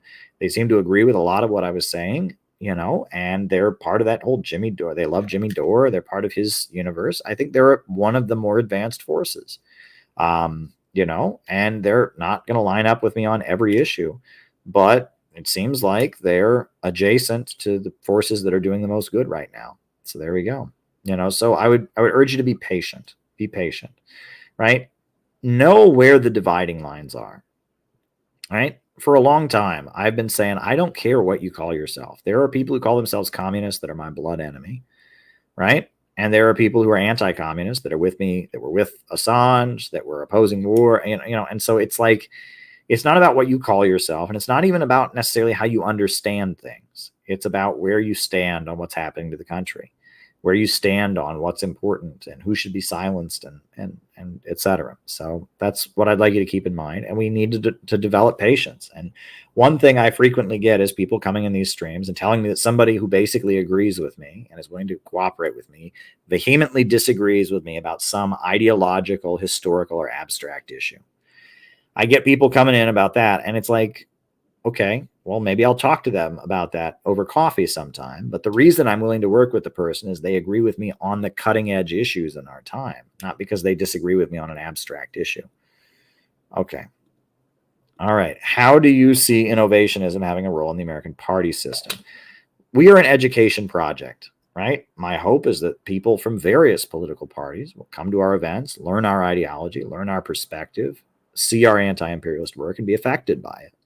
But we don't run for office. We seek nonprofit status, but I can see us having an impact on a number of different political forces by doing our educational work, right? And who knows, maybe someday some kind of electoral formation could come into existence, but that's not the role we're playing now. Right now, we're playing an educational role, teaching people an ideology, raising awareness about anti-imperialism. That's what we're doing in our time. All right. You may not want to discuss, but have you considered the eschatological implications with massive powers of social media and the fascist deep state? Eschatological. So I'm going to look up the correct definition of that. Eschatological, relating to death, judgment, and the final destiny of mankind. Okay. Right. You're talking about the end times, basically. And so then that, what is the quote about the Antichrist?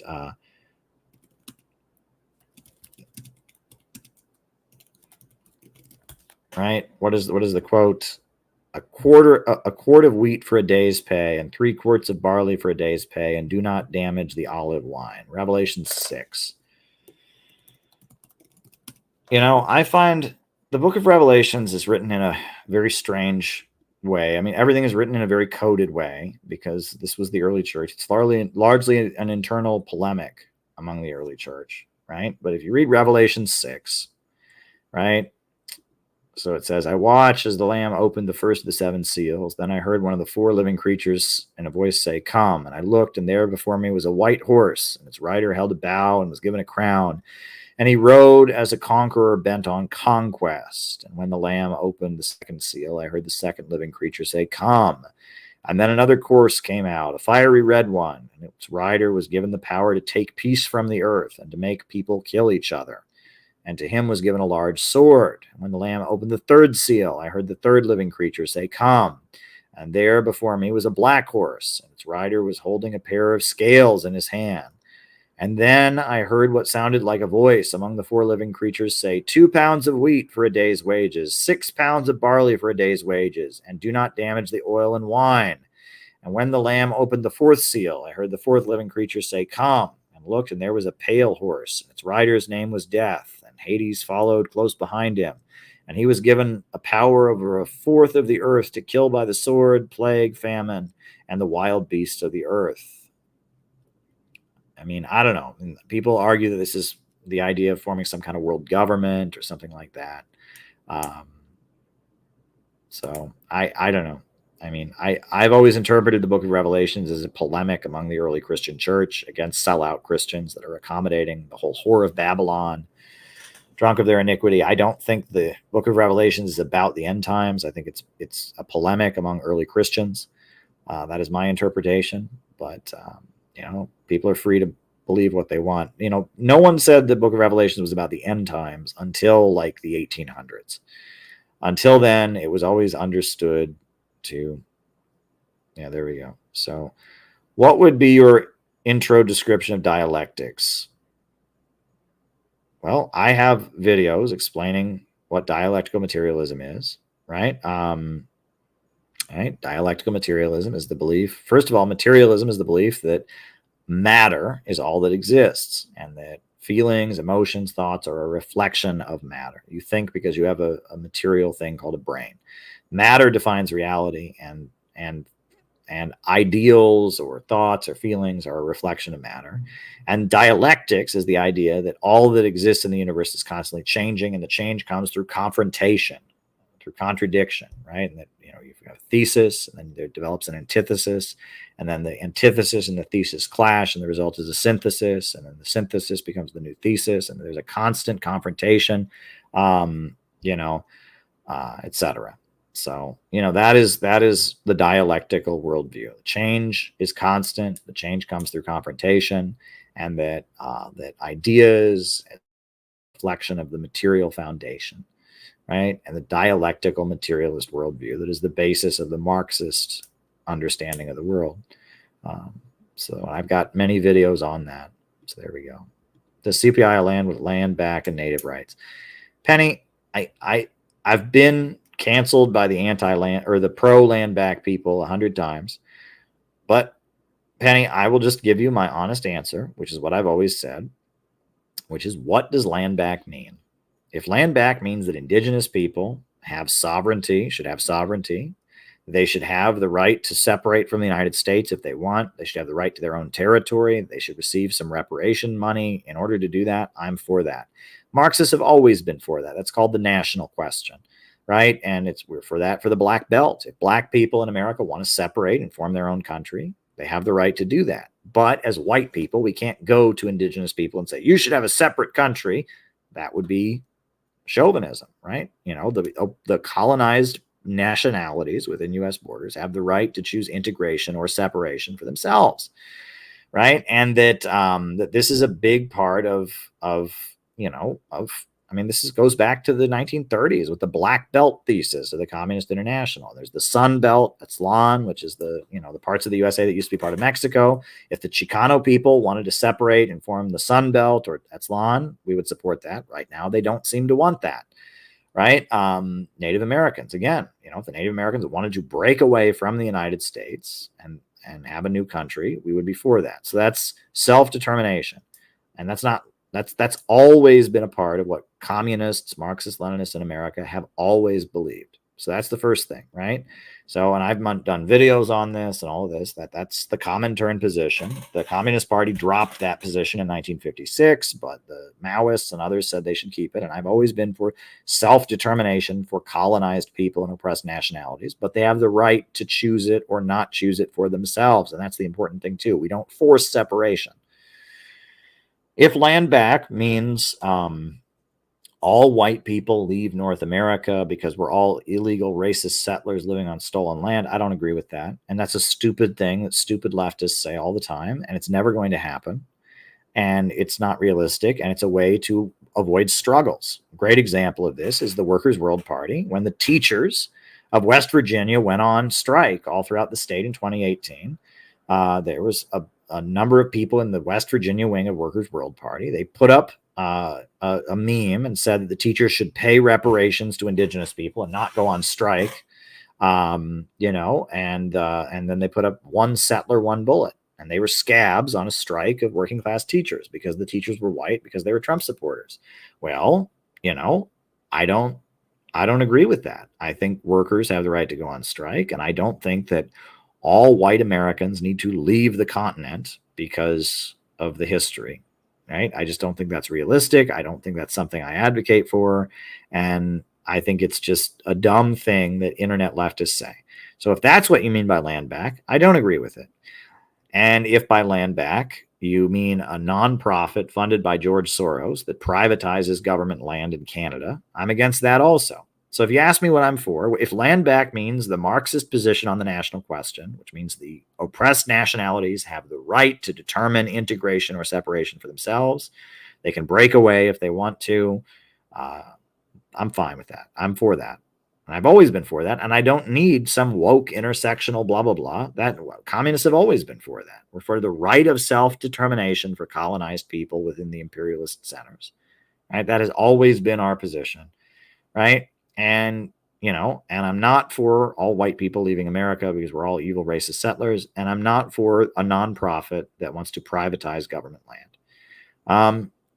And the problem with the land back crowd is that the definition of land back changes constantly, but you're always a bad person if you don't immediately agree with it. If you don't just start chanting land back at the same time they do, you're a bad person.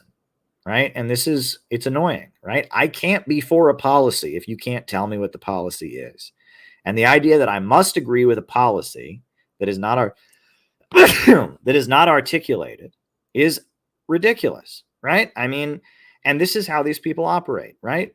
Land back. Are you for land back? No, you're racist. It's like, tell me what land back means, right? I've just laid out what I'm for, what I believe in, and what I don't believe in.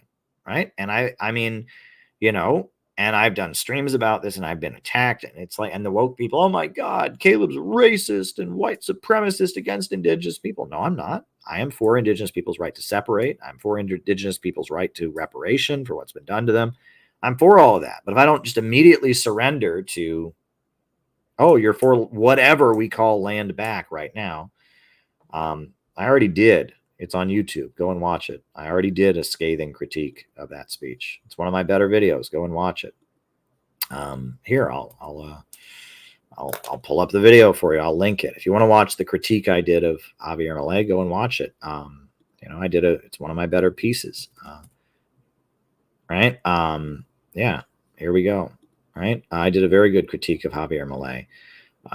So yeah, already done that. But yeah, so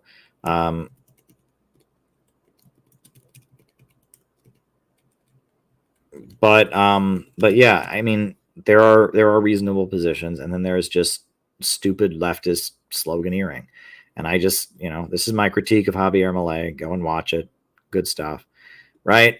So yeah, that's my position on land back, Penny, right? Is that I'm for self-determination for all colonized people within US borders.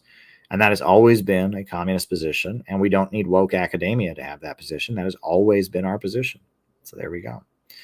Alrighty. Alrighty. So now I'm going to put on the closing music, but hopefully I'm back tomorrow. If I'm not back tomorrow, I'll be back soon. So there we go. Alrighty.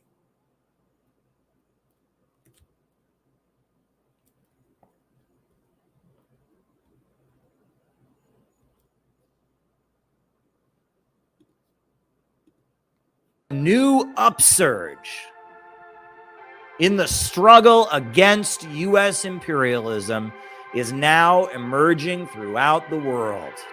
Ever since World War II, U.S. imperialism and its followers have been continuously launching wars of aggression. But the people of various countries have been continuously waging revolutionary wars to defeat their aggression. And while the danger of a new world war still exists, and the people of all countries must get prepared, revolution is the main trend in the world today.